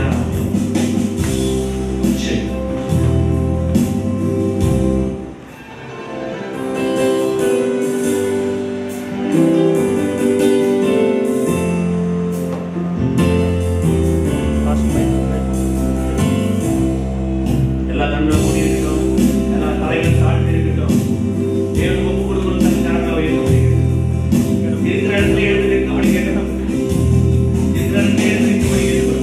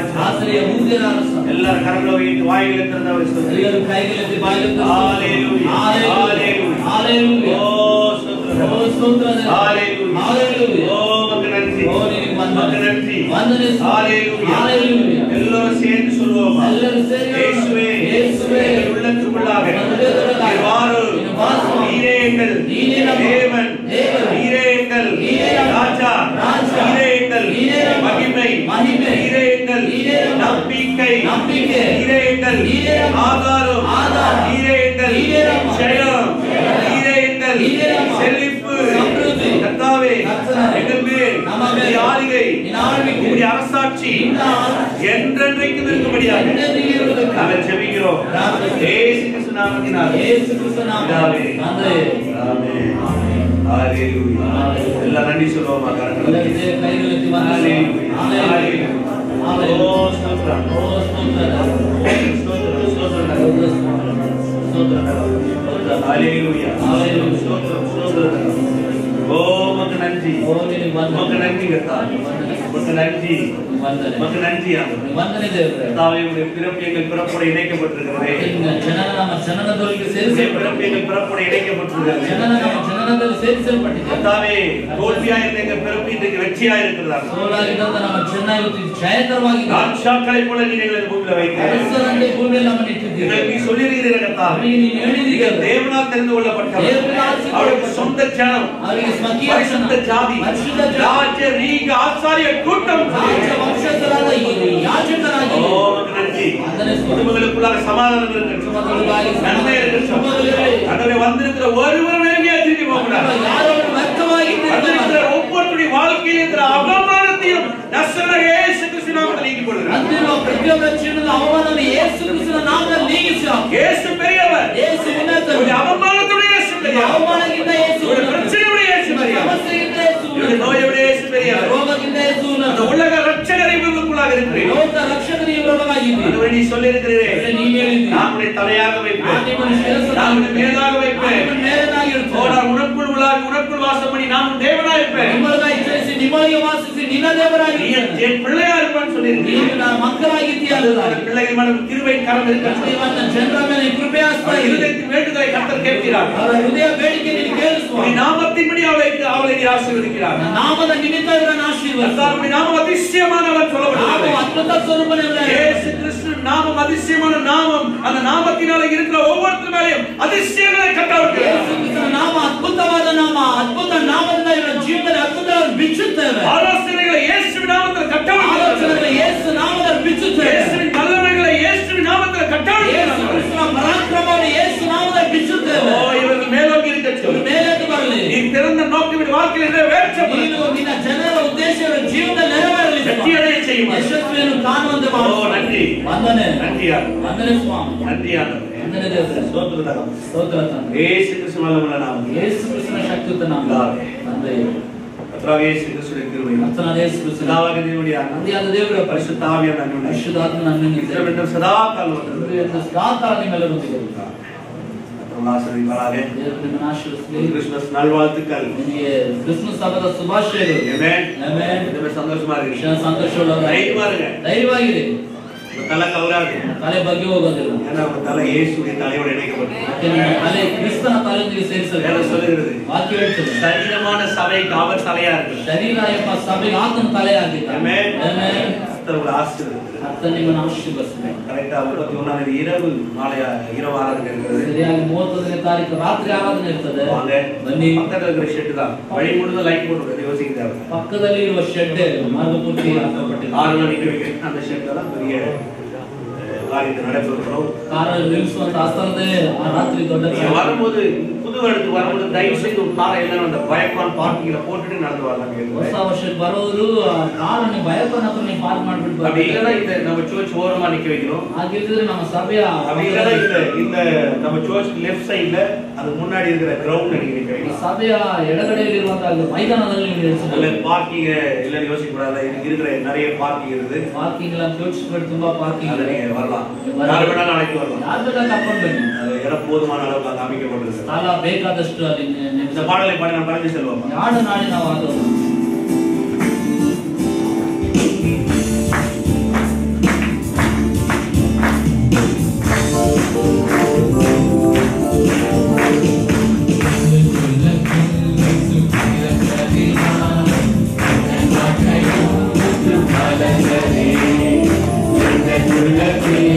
வார்த்தை நிலைப்பதினால் எங்கள் வாழ்க்கையில் ஜெயம் நிறைந்தது. எங்கள் உள்ளத்தில் இயேசு பிறந்ததினால் எங்கள் வாழ்க்கையோ மற்றும் மலர்ந்தது. எங்கள் உள்ளத்தில் வார்த்தை நிலைப்பதினால் எங்கள் வாழ்க்கையில் ஜெயம் ஆதியில் வார்த்தையான